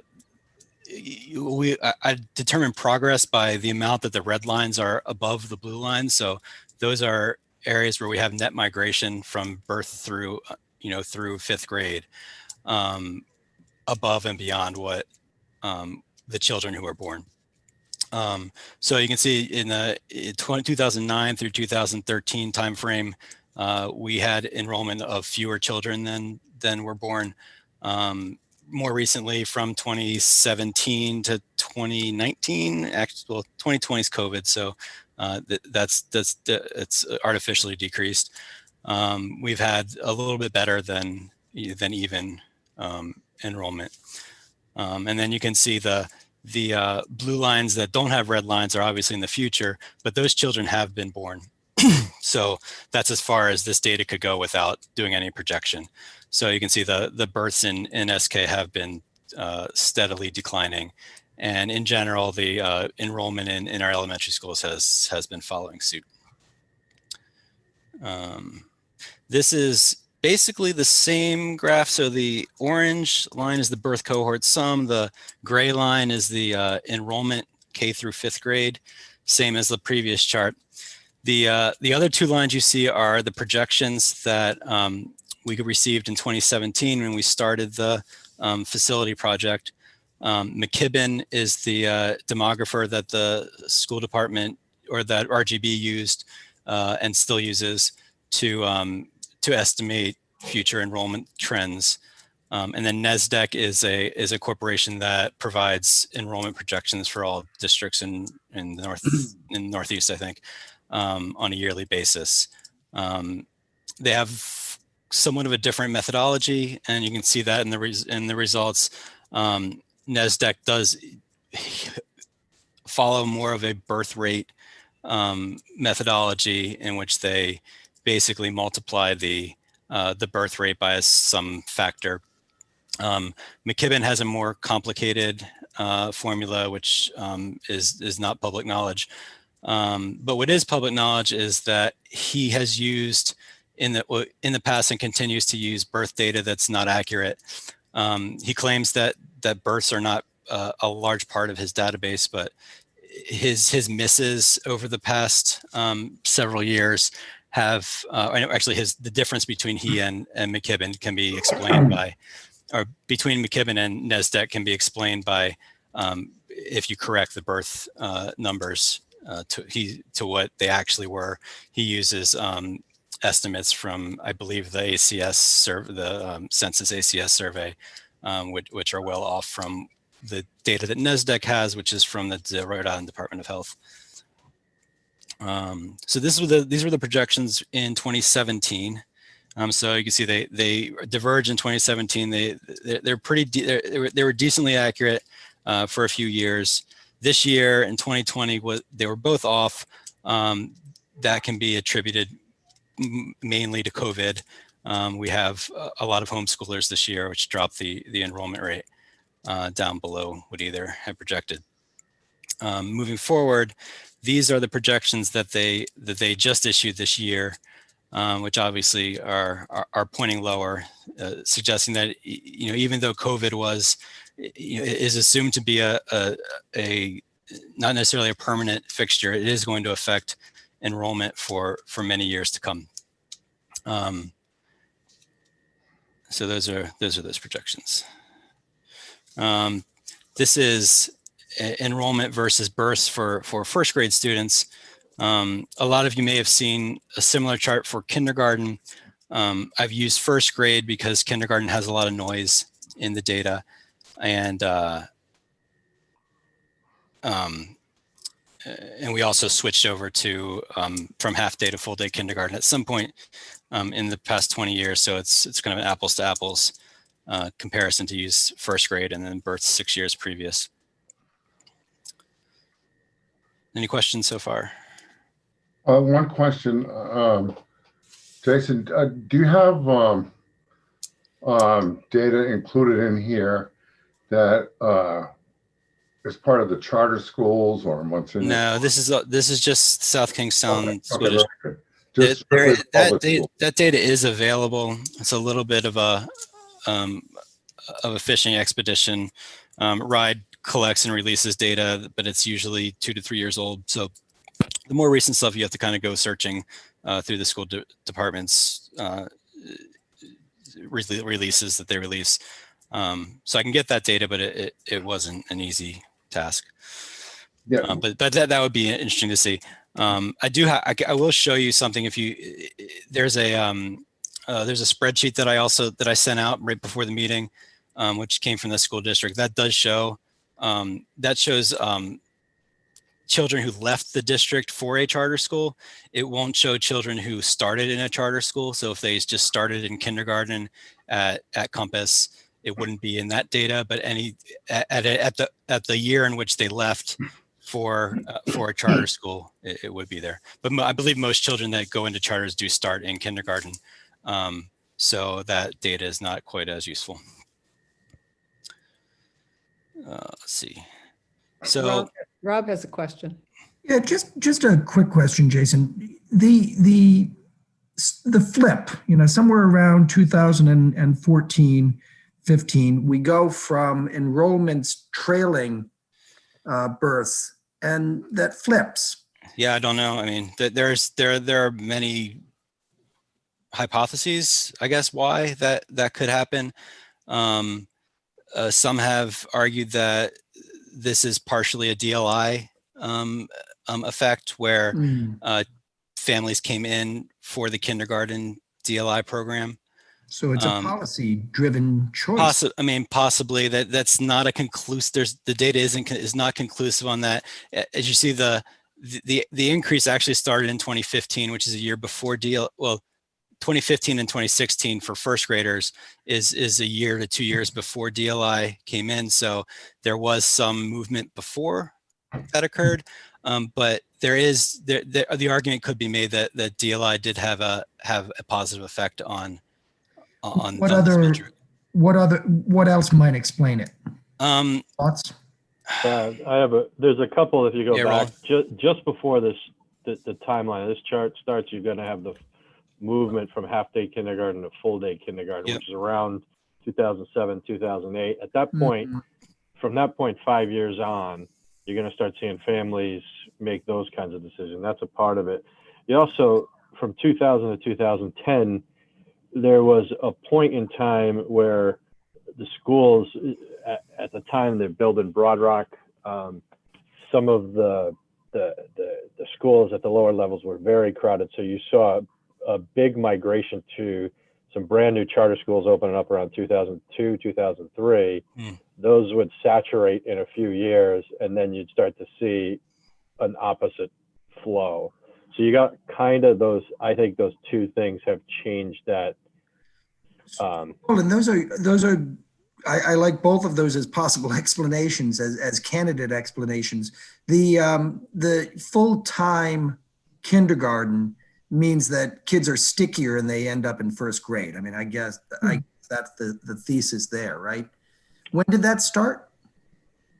Well, my son, who's now a junior in college, did not have full-time, and then my second son is a senior in high school.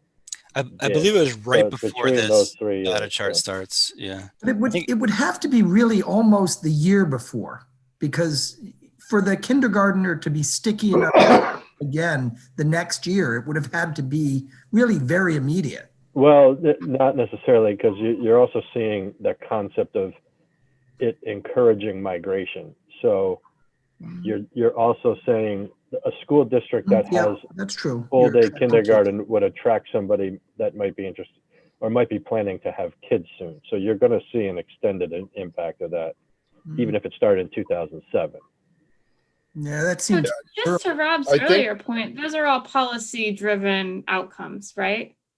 So what you're seeing is a manipulation of in-migration from intentional policy supports surrounding schools. But the DLI explanation is associated with that, which does actually line up almost perfectly here.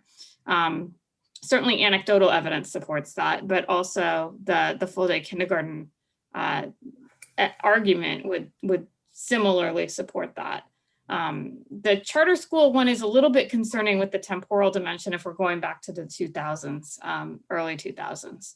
Charter schools have been pretty stable Yeah. throughout. It hasn't been as big an effect as a lot of people think. A lot of the data that I've gone through it ends up being kind of counter how you would think, I don't know what the term is. So it's interesting. We can talk all we want about, about DLI and about those other factors. It's interesting to see how in-migration, out-migration flows actually occurred. So let's go next. So go right into migration, which is the changes in enrollment from year to year are due to two factors. They're due to the difference between the exiting 12th grade and the incoming kindergarten, and migration throughout the school year, from first to second, second to third, and whatnot. Next, let me start getting that closed. All right. So this is data that I've been working with the school district on. This is something that I don't think anyone has seen yet. The two lines that are plotted are in-migration and out-migration. And the way I found this is the district keeps a record of exit codes for each student who went through the school district in a given year. It's very detailed. It's the Excel sheet that I provided, and it has all kinds of reasons. It says how many students left for a private school, how many students left for a parochial school, how many students left for another public school in the state, how many students left the state, basically any reason that you could possibly think of why a student would exit the district. Jefferson. Sorry, I don't mean to interrupt you. I haven't had a chance to look because it came right in before the committee meeting. Yeah. Does it indicate what grade or age level or by cohort? Does that It does data in not. there? That data is not in there. They have it. I mean, it's a database that you can request them to pull from. Not a great time with COVID to ask for a lot of things right now. But and then they just, I originally requested this in December, and they just got it back to me. So it takes them a while. They did get back to me with, so the data that I'm interested in for this analysis is just the total number of codes that they have. I don't really care why a student left. I just want to know how many students came through the district in that year, because I can use that to say if October enrollment was X and X plus 50 students came through the district, then 50 students moved into the district, right? So they have data for this X number of students. So I did ask them, and they provided the number of codes they had for different grade groupings. So for K to 5, 6 to 8, and 9 to 12, just so we can see where this migration is happening. Is it happening in the elementary level, the middle school, the high school levels? That's as far as of detail that I got it down to so far. But I'm sure they have more and are willing to provide it, given time. So the interesting thing for me is, anecdotally, we all know people who leave the district. We know people who are no longer here. And so the psychological feeling is that, well, migration is down. We've known that migration is down the past 3 years, as you can see on the chart. But it's always been thought that was because out migration was high, that people were leaving the district. It turns out that the reason it's low is because less people are moving into the district. The same, if you can see the blue lines, except for 2018, is pretty stable. There's about the same number of people leaving the district every year. The difference is in the in-migration. For some reason, starting in 2019, 2020, and now 2021, up to date, that may change a little bit as the year finishes. There was something's different about either the district or the town, which is resulting in less families of school-age children moving into the district. Yep, Rob. Yeah, I just want to make sure, or the data. This looks like it could be an artifact of how data are being recorded. Is there some change in the administration? Well, there was the administration change in 2018.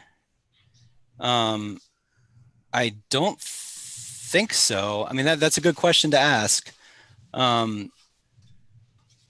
Yeah, I don't know. I mean, that's very that's a good flat question. now. It the really fact that is. it's that flat is interesting. Yeah, I mean, if you take out 2017 and 18, it does have kind of a flow. This is also, forgot to mention, is normalized to percent of total enrollment for each year. So it's not the actual number of children. The data looks a little bit different. It has more of a slope if you just look at raw numbers. And there's arguments for how you look at this data from whether you look at it from as a percentage of total enrollment or argue that the number of students coming in really isn't related to the number of students that are there. So you can look at it either way.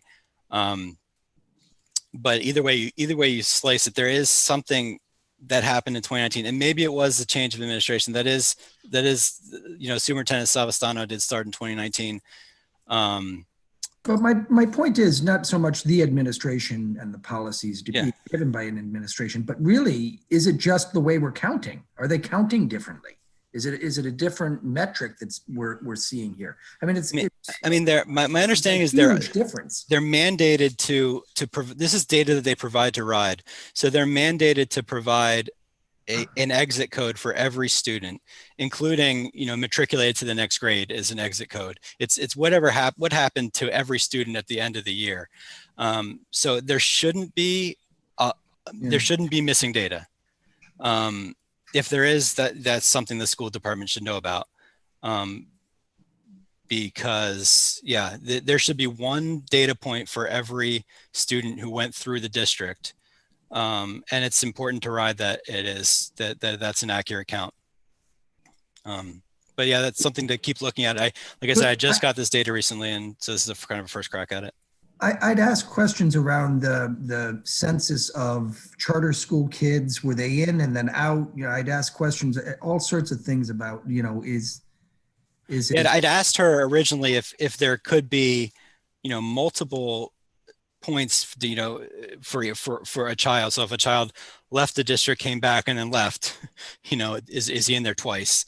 And she replied that no, it's coded in their actual database. It's coded with an ID number for every student that has no duplicates or she claimed has no duplicates. I mean, obviously it could, you know, it could be real, but it just looks so odd. I mean, it's It really does. such a drop and then flat from there.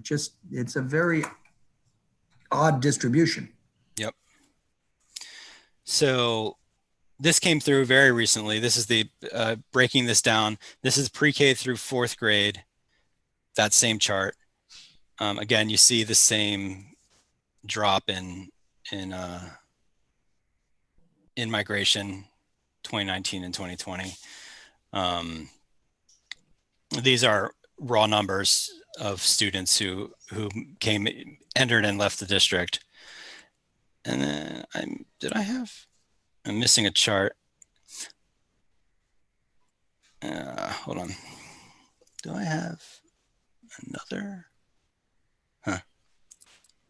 I'll have to send it to you guys later.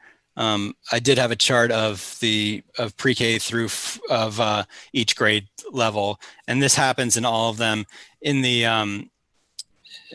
when you normalize this graph, the effect goes away because the total population of K through 4 has dropped so rapidly that as a percentage of it evens out.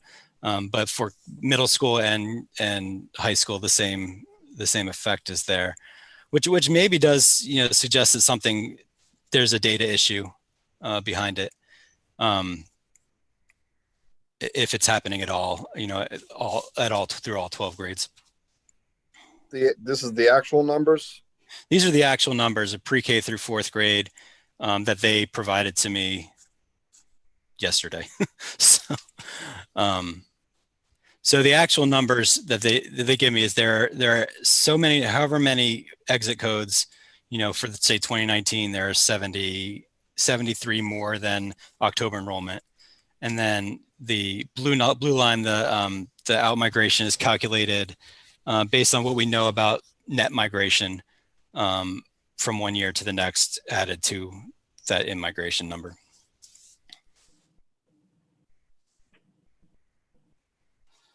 So did I lose a lot of here? I must have another, just give me 1 second.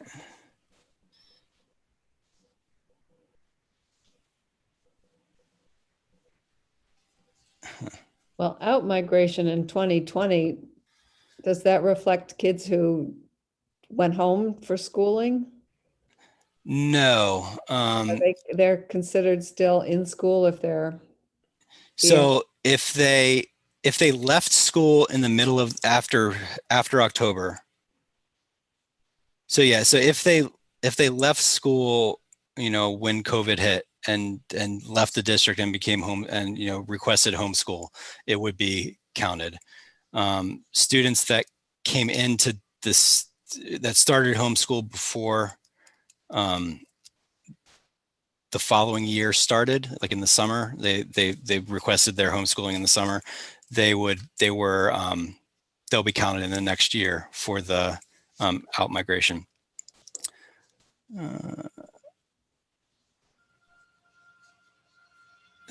And it looked like in those charts, the out migration was pretty stable.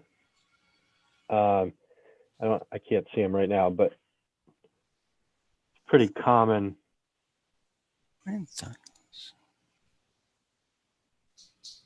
It was the in-migration that dropped off. Yeah. So there's going to be natural turnover. People move, people whatever, and that will be normal to some extent. Yeah. So there's the three groupings: elementary, middle, and high school. The years are, I just obviously haven't had a chance to, I just got the data yesterday, so there's some issues, but year 6 is 2021, or yeah, 2020 and 2019. So you see a similar pattern for high school and middle school. Let's see. So trying to think of how this, of other things that might have happened in the past couple of years, the one thing that popped out is the kind of rise in real estate prices for families to move into. Really popped in this past year. I'm not sure how many people have been following, but there was a 14% increase in the median price of single family sales in 2020, which is pretty crazy. And it has been going up pretty regularly for a while. I mean, price of housing always rises, and there isn't any drop in the number of sales. So this chart is from data that I received from the town assessor's office, which was every sale from 2013 until 2020. So I pulled out 3 representative years every 3 years, so 2014, 2017, and 2020, just to show how the dynamics of the housing market have moved. And the one thing that pops out to me is the real lack of available housing in either the 2 or 3 bedroom market, anywhere under, say, $275,000 in 2020, and the same thing is the case for 2019. So the idea was, that data anomaly that we looked at, where the in-migration was low, does correlate with what happened to the housing market in the kind of area of housing where a lot of families are looking to buy. And so I don't know if, Jonathan, if you have any comments on the housing market from your perspective. But that's kind of what jumped out at me from this data is really the big difference in the amount of houses available and the price at the kind of low end of the market for 2 and 3 bedroom houses. Yeah, so I mean, just anecdotally, we do, this past year especially, people coming in, not necessarily less year-round residents. Yep. Those types of purchases. Yeah, and I mean, basically the price run up, prices increased. It really started increasing, kind of immediately after the last recession, 08, 09. But that was a very low basis. And so, but it was a very steady increase. And this past 3 years, it's gone up. You're exactly right with like the 14, 15% last year. And I think the 2 years before that, like 18 and 19, were probably more in like a 5 or 6%. Yep. So healthy, but not outrageous. And yeah, so I mean, it's anybody who watches some of the dialogue on Facebook, it's not affordable. Yep. And so that's gonna, it does drive some families out. And I guess I'd be, from a that's the you're looking at the data of the enrollment, but then, from a policy standpoint, is there other things that can be done to, make the town more affordable and more available for year-round residents and families? Yeah, I think that's the exact takeaway that I get from this. That if there's a affordable housing push, there's a clear area where there's a need. Rob, go ahead. Yeah, so my first thought about this, though, is, you have to do compared to what? I mean, if everybody is under the same price pressure, if Narragansett, Charlestown, Richmond, everybody is going up relative to each other at the same rate, then it shouldn't have the effect. I mean, unless people are deciding to go to Massachusetts. I mean, I think there's a here, don't get me wrong. I think we've got a real problem with affordability. I'm just not sure that it's that helpful to look at South Kingstown in isolation from the rest of Southern Rhode Island, or whatever the catchment area, whatever the commuter shed is for the people who would live in South Kingstown if they could. The other issue is, and not to get political, but there's a second option, which is to accept that this is the way it is, and say, and we kind of have done that with a facility plan, planning for a high school of 800 and a max 860 students. That's a recognition that this is not changing. We're going to lose 200 students at the high school, and that's not really in doubt at this point. And if we're going to build this high school for a smaller population, then we're assuming that for the foreseeable future, this is reality. I don't know. That's a decision for town council to make. But it's something to consider that it may not be something worth chasing. But my only point is that if the explanation is that people are being priced out of South Kingstown, they have to be going somewhere else.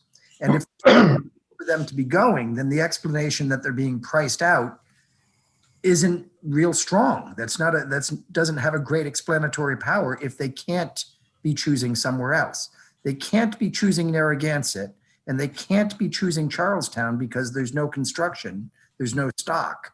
Yeah, I don't know. Be choosing Richmond. I don't know the answer to that question. They may. I don't know. They may be choosing North Kingstown. I don't know. Don't you think that people are a lot more mobile than that? We have to have a sense of what's going on relative to others in the neighborhood. But I mean, I maybe think our not just neighborhood in is bigger than that, Yeah, right? it It's is. Rhode Island. Like, it's really easy to drive for an hour. So And I think so it isn't, it's not that hyper local in terms of, it might be in terms of like, there's this concentrated issue with affordability, but you don't have to go that far for it still to have a significant change in the housing prices. And so, I mean, anecdotally from my cohort of folks who moved here from other places, they're choosing Richmond and North Kingstown and beyond because it's cheaper, of my colleagues. I mean, I think I don't know that there's this fundamental drive that is associated with that hyper local issue, except for folks buying second homes, looking for a beach community. And then it is hyper local because you have to have the beach community. So, I mean, I would just be cautious about defining the neighborhood as these immediate adjacent towns. I'm not. What I want to do is make sure we understand what the commuter shed is. I want to understand what the neighborhood is. I think we have to know that. Otherwise, anything we do could easily lead to an overreaction. I mean, there's just, you got to know how you compare to others. David. Yeah, well, I mean, I think when you look at, I think the Rhode Island stats, I didn't analyze them too close, but I think that the Rhode Island stats as a whole are pretty similar to what we have, but there are definitely variations by community. But some communities have a higher basis to start with. So like, you're not going to see people move from South Kingstown to Narragansett because Narragansett is even less affordable, or to Jamestown. But like Kristen says, you might see them move to, Richmond or North Kingstown, Westerly, maybe, just because housing is more affordable there. So even though prices probably went up pretty similar, community to community, it depends on what the basis is before that increase. And just if I have the floor, I mean, South Kingstown has had such a tremendous amount of construction for people who are 55 and older.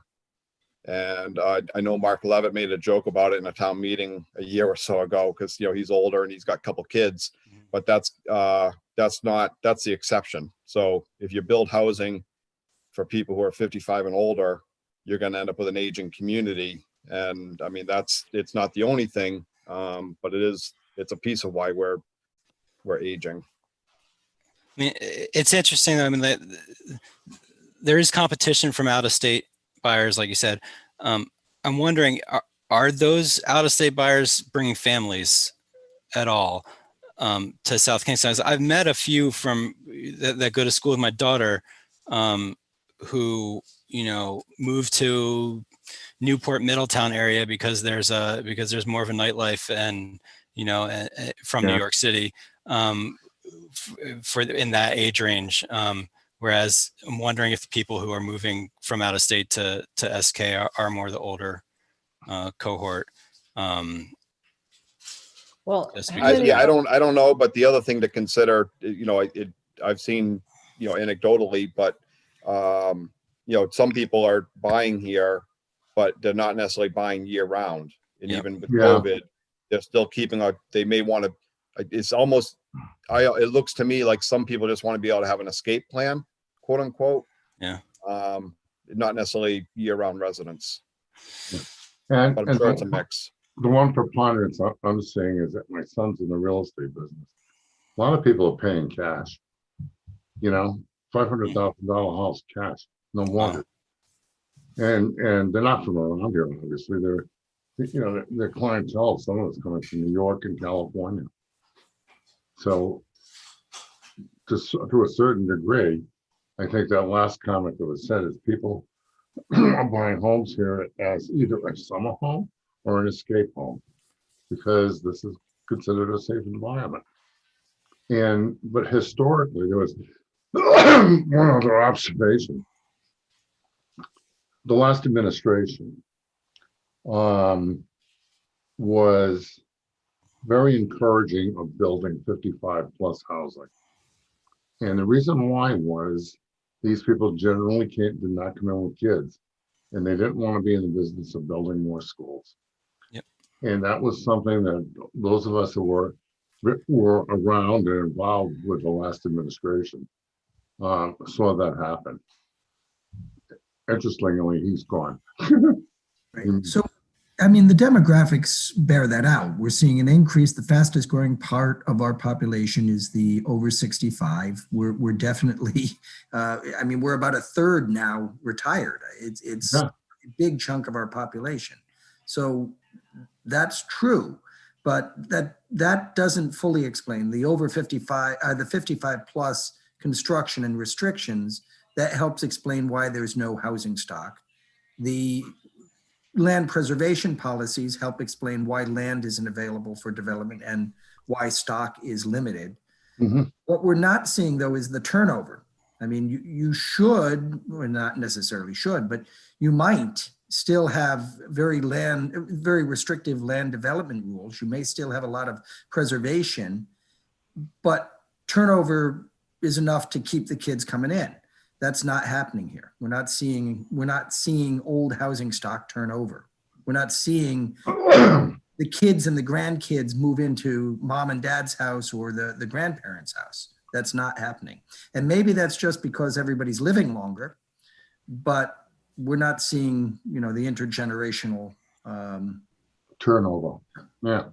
And I think, Rob, one question on the part of at least people my age, I said, okay, I sell my house. Where would I go? Where do I go from here? I go to Florida? Do I go to the Carolinas? Where do I go from here? And all the options of where do I go from here aren't the greatest options in the world. Right. Right. But what's interesting, let's take the 55 and the possible transfer, the intergenerational transfer of properties. We're building down off Gravelly Road there, South Country, what is it? Yeah, South Shore, yeah. Yeah. Rollins Development. It's over 55. Mhm. Those folks a lot of them are local, more or less. We're seeing a lot of people buy who used to live in South Kingstown or lived in the area. That's not entirely it. But as they move into those units, they're leaving something else. Some of those are in South Kingstown. What's happening to those? And they're being bought up by people even from out of state. Like, for example, the house next to me just sold. These folks are from the Midwest. They just moved in here because he's got a job. I guess he works for Hasbro. But the houses that are selling in my neighborhood, and there's been like 1, 2, 3, 4, none of them are from around here. They're all from either out of state or out of town. And they're moving here because transportation system's good. It's easy to get to their jobs, or there's a lot of work from home that goes on. Even more work from home than any of us ever expected. It's interesting. Do we, I mean, one thing that I wonder about is why would anybody with school-age children move from somewhere here in any case? The schools are, you know, they're, I guess, by Rhode Island standards, we're third or fourth in the state next to Narragansett and North Kingstown or something. But We used to be. they're, you know, until, it seems to me, until Rhode Island gets over this, you know, South Kingstown has a superintendent, Narragansett has a superintendent, Charlestown has a superintendent, Richmond has a superintendent. Until they get rid of all that kind of overhead cost and concentrate on delivering a good education to kids at a more affordable price, I don't see it. I mean, there's not a lot of variety in the population, so you don't get a mix of, you don't get international students a whole lot, and you get that at URI, but not in the elementary school level. So I can imagine if you wanted an escape and a place to go with your kids, you just might not, even if you could afford to come here and pay $500,000 in cash, you might not. I don't know. That seems to me, the quality of the education seems to me an issue as well. I mean, there's also an issue of we're getting up to the price, I believe, where these people who are moving in are willing to pay for private school. So that's also an issue that you know, that if they're willing to, these people in that area are willing to pay for private school, there's not a whole lot the school district can do. I really don't think that a lot of the enrollment declines or the issues with town have to do with the quality of the school district so much as, you know, as it's a demographic shift in the town that's affecting both. Yeah, I think that's probably right. I can just think if you're choosing a place to go, you might choose to go someplace else. But yeah, that 55, that buying, you know, building for 55 was a terrible program for enriching a school population. Yeah, that clearly wasn't the goal. It was, you know, could see it coming. So what are these three lines, Jason? Oh, so this is kind of an interesting way to look at. I flipped over to a presentation. For some reason, the presentation I was on before was an old version. It didn't have some of these charts. The blue line is so that these are high school, middle school, and elementary school enrollment the past 10 years. They're organized this way so that you can see where the same kids are in relation to each other. So the kids who are in high school now, this is where they were when they were in middle school. This is where they were when they were in elementary school. Oh, I see. Okay. So you can see what's happening. You can see the slopes, for instance, the slopes of the green and orange lines are pretty similar. So as that decline from elementary school reached the middle school, it had the same effect. And so it just kind of gave me a way of looking at, you know, what does the future hold? If I look at what's going to happen to the high school, you know, over the next 8 years, that's these kids in the green line in elementary school are just hitting the high school now. And so they still have 20% to drop. That's gonna happen regardless of anything we're talking about happens. And so that's where that drop of, you know, somewhere between 150 and 250 students in the high school over the next, you know, 7 or 8 years is going to happen. I mean, it'll have to be Nostradamus to see that, you know, these same cohorts of kids who, you know, had this 20% drop over 8 years in the elementary schools is going to cause a similar drop at the high school. You can see that the high school has not yet been affected by any of the enrollment declines that we've been talking about over the past decade. They have not hit the high school yet, and they're about to. So it's just something that the school district needs to be aware of, and policymakers in town need to be prepared to, you know, accept that this is the future. Okay. Folks, just to interrupt here for a minute. It's after 9 o'clock. Yep. And generally, we don't like to run this meeting after 9 o'clock because this meeting is intense. So Jason, I would ask you to wrap it up. Yep. And then we'll move the agenda on the other items. So let's Jason, just, do we have a copy of the slides? yes, it was in the email that I sent the spreadsheet as well. Thank you. No problem. And I just last, I pulled family income from the ACS survey, including their margin of errors with the error bars. And so it's interesting that up till 2019, the rise in sale price of houses actually did not deviate from the rise in family income. This is family income in Washington County. So that was just kind of interesting. This is one of the things that counterintuitive. I thought that as I looked at it, that the price of housing was going to completely outstrip people's ability to pay it, but apparently that's not the case. 2020 might be a little bit different. I wouldn't expect family income to rise, and we know that housing prices surely did. And then finally, just what we've been talking about. This is the influx from related to COVID from April of 2019 to December of 2019 versus April of 2020 to December of 2020. You had a 61% increase of people from New York coming to Rhode Island, and a 31% increase from Massachusetts. So this is happening obviously across the whole state, and it's nothing that's limited to South Kingstown, but it's something that we'll have to deal with. And that was it. Very interesting. Jay, I hadn't seen that last one, Jason. Is that saying that's how many? That's the number of the 178 is the, okay, so it's 178 to 287. Yeah. So from that period of 8 months or whatever in 2019 versus 2020, that's just to show the effect of COVID, looking at from when COVID So started. I think it's like, just for a little context, there were like 11,500 sales. Yeah. Actually, in 2020, and I think it was actually slightly. It was around 11. It's weird. There were actually more sales in Rhode Island in 2020 than there was in 2019. Yep.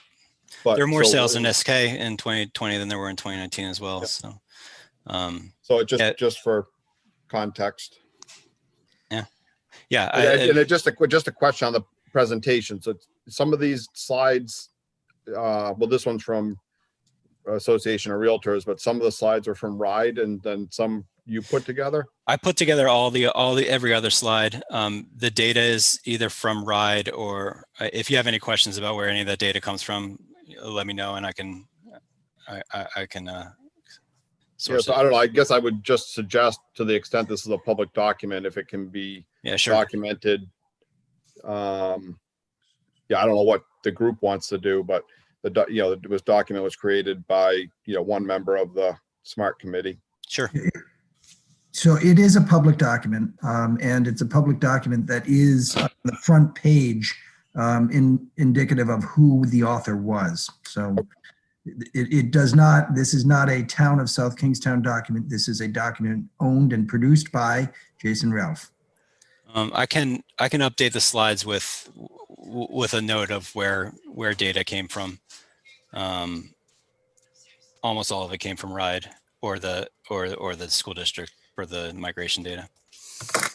Henry, I know you do want to wrap this up, but you don't usually have members of the public at this meeting. And I know we went through the agenda item dealing with public comments. However, you've got 3 members of the public who have raised their hand and either have observations or questions about this. Again, I know you don't like running the meetings past 9 o'clock. I would encourage you, though, to consider taking brief comments from the 3 people who've raised their hands. Okay, we could do that. Jason, please stop sharing. Stop share. Okay, who are the 3? In order, they are Doral Beasley, Paula Bradley, and Melissa Boyd. Okay, Dora, are you there? Doral, you're being brought in.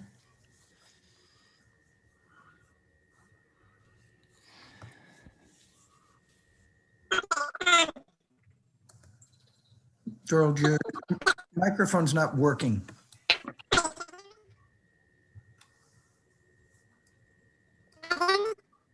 Not yet.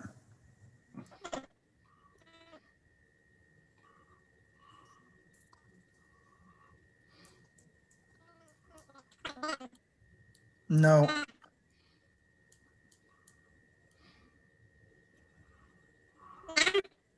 Not now either.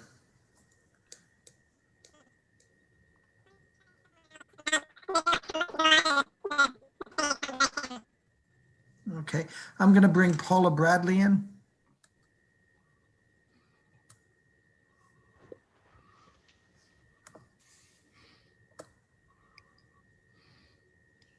Paula, you're in the meeting. Okay, great. Can you hear me? Yes. Hey, Paul. Okay. Hi, everyone. This is really great information, Jason. Thank you. I'm sure it took a lot of time and effort to put together. I just have two quick questions. I think it was your first slide, back to the enrollment data. I'm curious if you know what the capacity is of the elementary school buildings related to that data. Let me pull it back up. If you don't mind. So these slides basically. Yeah, so there are multiple ways of measuring capacity. There was in the Jacobs report, there was a functional capacity, a LEA capacity, and an aspirational capacity. The functional capacity isn't really worthwhile at this point, as that was describing what the classrooms as they were being used in 2017 were able to hold. And now that we're talking about moving fifth grade back and whatnot, that capacity is not relevant. Probably the most relevant at this point is aspirational capacity. So the capacity of the 4 buildings, aspirational capacity, I believe, was in the 1,200 range. I don't know if anyone on the call can speak to that. For 3 schools, it was around 1070. So we are going to be, in my opinion, at the point where pretty soon we're going to be under the aspirational capacity of 3 schools, which was not something that any of us had thought was likely back in 2017-18 when we were talking about this and we were looking at the projections of 11 to 1,200 K through 5. You also have to have a little bit of preschool there as well. But what we're looking at, kind of more tracking towards the orange line there, maybe a little bit above with some migration, is well below what we were talking about back then.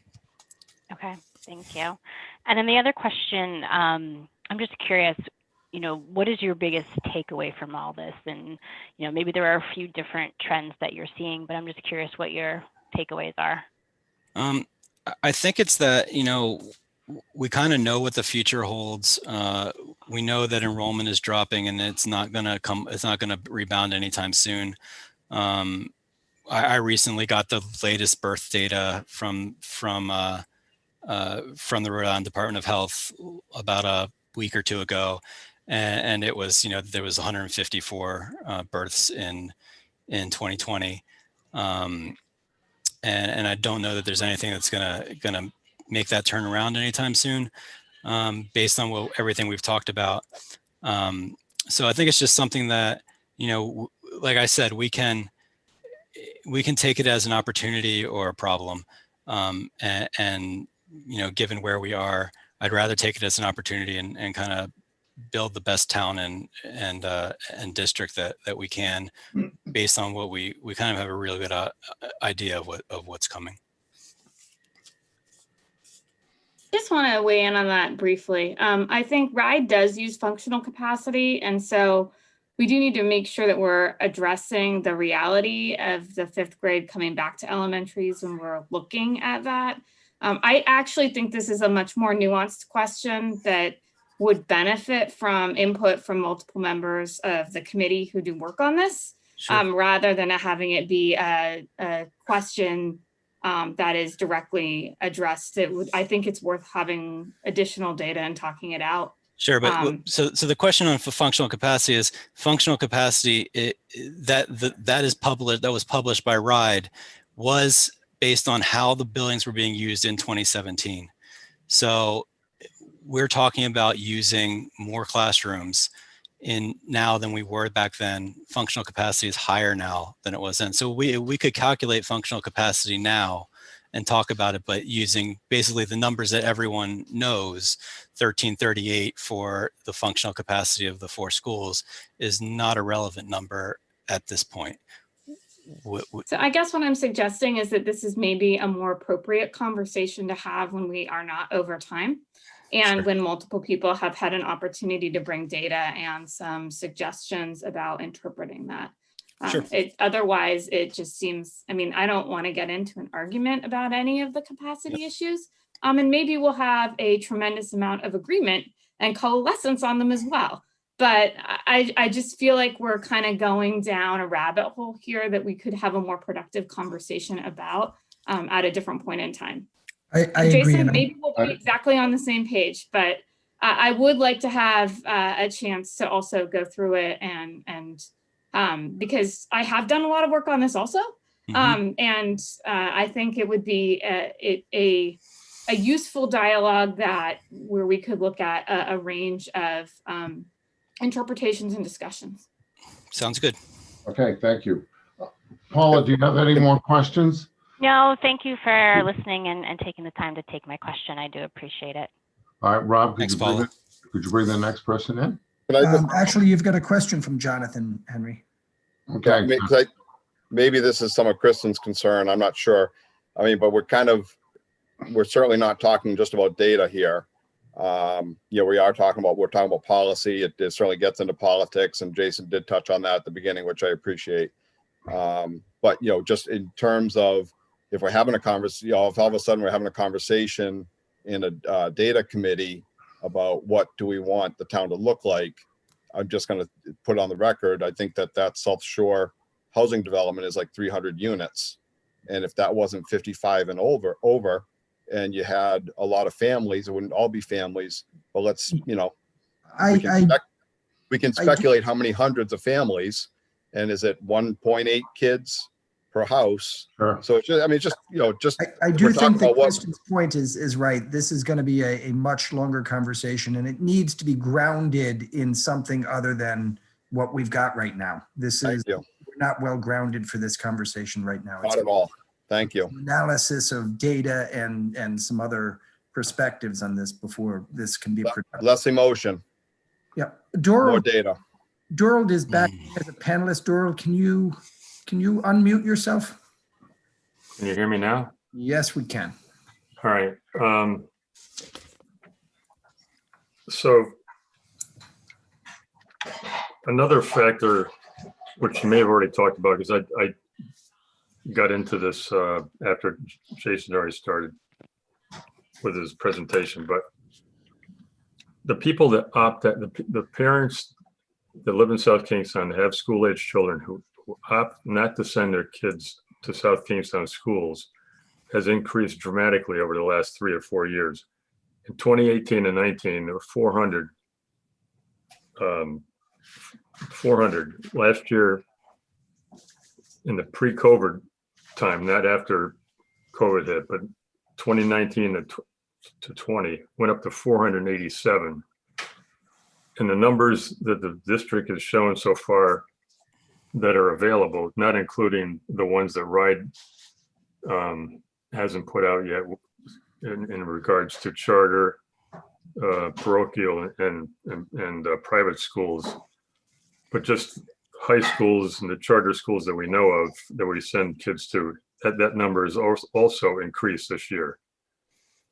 Now, that could be for the COVID thing or not, but and so in 2019 to 20, 487 children equated to 17% of the children that live in South Kingstown, school-age children, 17%. In Barrington, that's 5.2% in Barrington. And the reason is, I think, is because they have 5-star schools. If you're if you're, if you're moving to Barrington, you're moving there and have a family.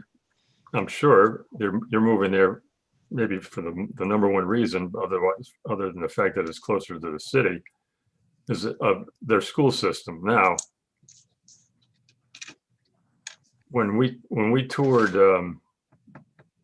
their new middle school last year, I spoke with the superintendent, and their CTE programs are full of Barrington students. They have engineering, they have studio, like a sound studio thing. They got a bunch of CTE programs, because there was only like 1 or 2 programs that had any open slots that didn't have Barrington children in them. That's not the case here. And when we talk about new schools, the disconnect for me is this: that the people, the school committee says, well, it's not the school, it's not the buildings, it's the teachers. Okay. Then why, if you guys were going to do, a deep drilling into to an issue of this town, it would be, why do we have so many people working in our school district when the bottom line is our schools are 3-star schools, but we're paying $24,000 a kid? You just can't, it doesn't equate. And yet the reason we can only build a half new, half old school is because we're paying so much money for people, but the results aren't there. Is anybody in this town, besides myself, care about this? Really? It's just so frustrating. All right, thanks for letting me talk. And Melissa Boyd, you're a panelist at this point, and if you unmute yourself, you can speak to the panel. Thank you so much. I know it's been a late night for you all, and I spend a lot of my time on Zoom as well, so I'll be brief. For folks that I don't know, I'm a parent of 3 children in the district, and I work at URI, and I also have the opportunity to be a renter currently in the district and seeking to buy a property in the district. But in full disclosure, I'm also a member of the school committee, so I recognize a lot of voices from this meeting tonight. And I just came off of a budget subcommittee meeting and then saw that this was running, so popped in.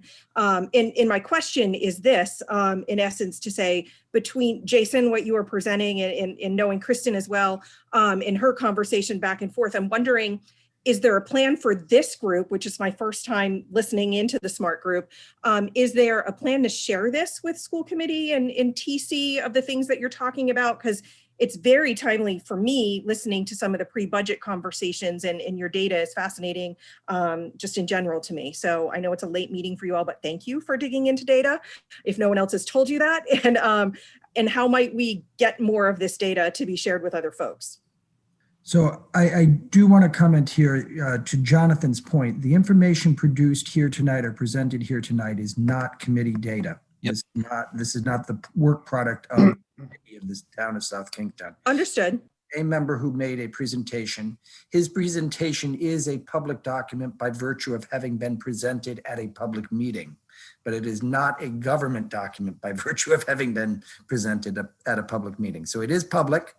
And the committee will decide over the course of the next meeting, I'm sure, how they'd like to proceed on an investigation or research in this area.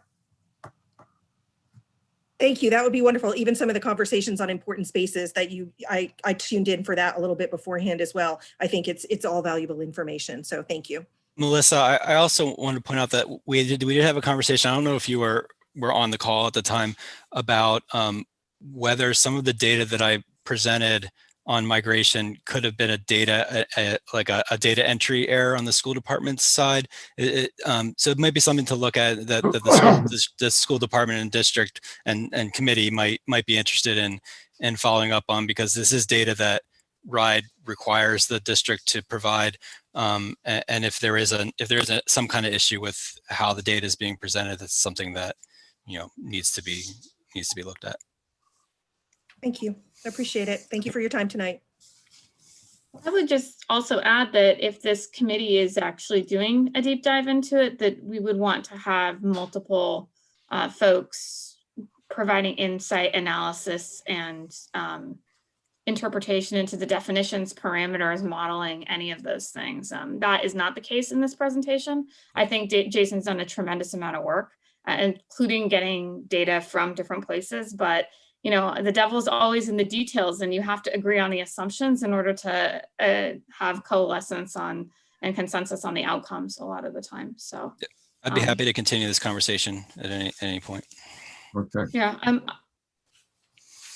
I just, for the group, I don't know how things get on the agenda, but I guess I would like to suggest that as we're looking at enrollment, number of children, population, that we kind of maybe formally wrap in, housing, what housing is available. And I'm 15 years of going to town meetings and listening to the last town manager, who I have a ton of respect for, but it was very clear growth management wanted to take specific actions to curb the school age population. And Henry knows it too. Right. So, I think that's going to be part of the conversation as well. And, hopefully we can stay, as much as possible on the data aspect. And I'm as guilty as anybody. So I'm just saying. Jason, to be clear, I am very happy that you pulled the affordable housing issue into this, because I think it's an impossible consideration without that information. Yeah, absolutely. It's definitely part of the equation. The thing that just popped into my head that last night, and I mentioned it a little bit, is that from a policy standpoint, we have made a decision about this with the size of the high school that's going to be, we'll assume is going to be built if RIDE approves and the bond passes. That we're building a smaller high school. We're planning on having fewer students, and if we're not, then that's a decision that needs to be made like now. If we're deciding that we're going to do what we can to increase the school population, then there are ramifications to that decision as well. Yeah. So I will share with you, and I want to first of all answer Jonathan's question about how things get on the agenda. This item is on the agenda because the committee asked to have it on the agenda at their last meeting. And you're coming up to that point in your agenda where you get to do that again for the next meeting. You get to decide what your agenda is going to be for the next meeting.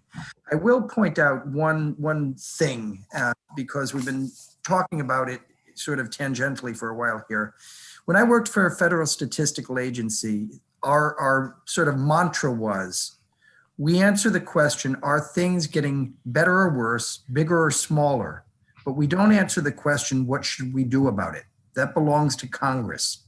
And in our case, while there are big differences between federal and local government, the decision about what to do about the data, the story the data tell, belongs to the council, belongs to the school committee, and belongs to the public.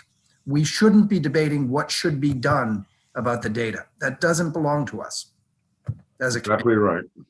Good. Yes, that's right. Exactly right. And I don't think Jason did that. I don't think we were.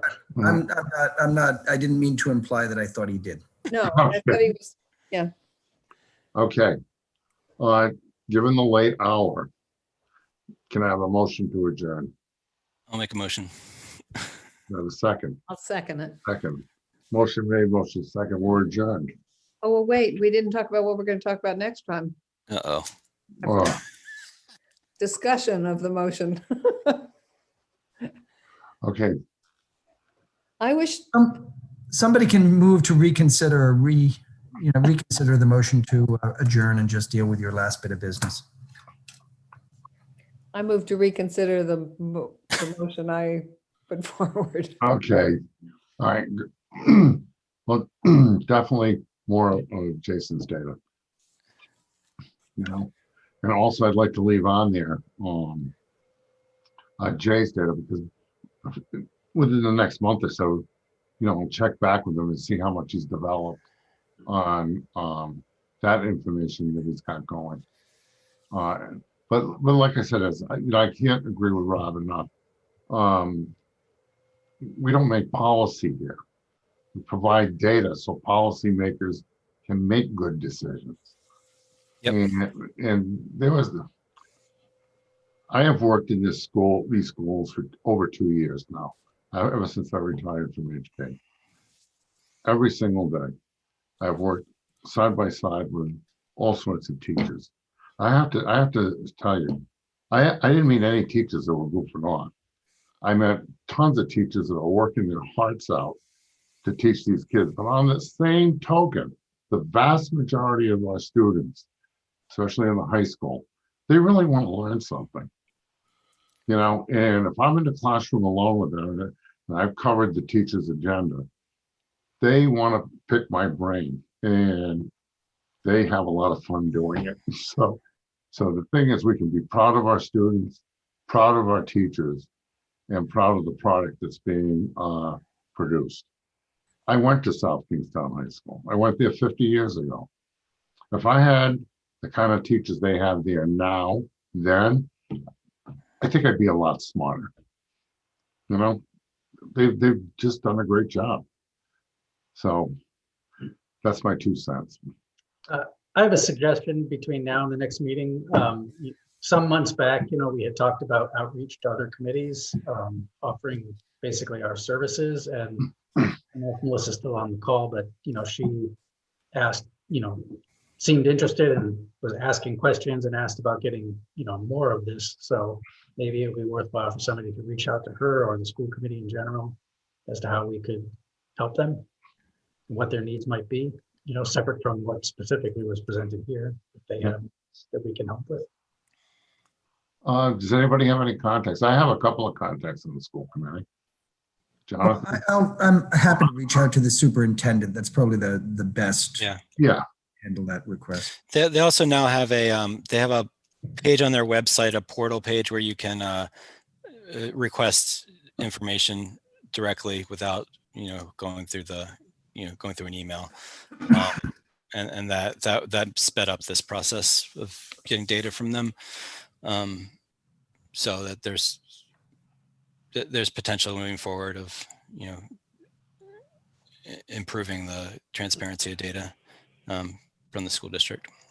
And I remember vaguely what we were talking about last meeting that I thought was interesting, and that Lauren thought was interesting too, which is to look at delays in the issuance of building permits. Or does that ring a bell now, Rob? Do you remember that we were going to ask the building inspector, because there was some scuttlebutt around town that it took forever to get. Right. So yes, I do remember that, and I've actually got some notes on it. I'll go back and. Okay. So that was, I mean, it took me all meeting to come up with Yep. that, but that's. Yep, I- it was the I building would- inspector. Yeah. It was not the assessor. Yes, it was not, yes, it was Yeah. not, yeah. But That's I right. still think I that, do remember, I don't have a fully formed recollection, but I'll go back and look. no, neither do I, but I did think that was kind of interesting, so. Yep. Maybe, I mean, you know, maybe we keep on with the schools, but at some point it would be interesting to hear from that department. Yeah, it just, I mean, my interest in the schools in this case was less about making a point on enrollment as it was that, you know, this is potentially a piece of data that can tell us something about the town in general that we have access to. So might as well understand it as much as we can. Good. Okay. All right, Good.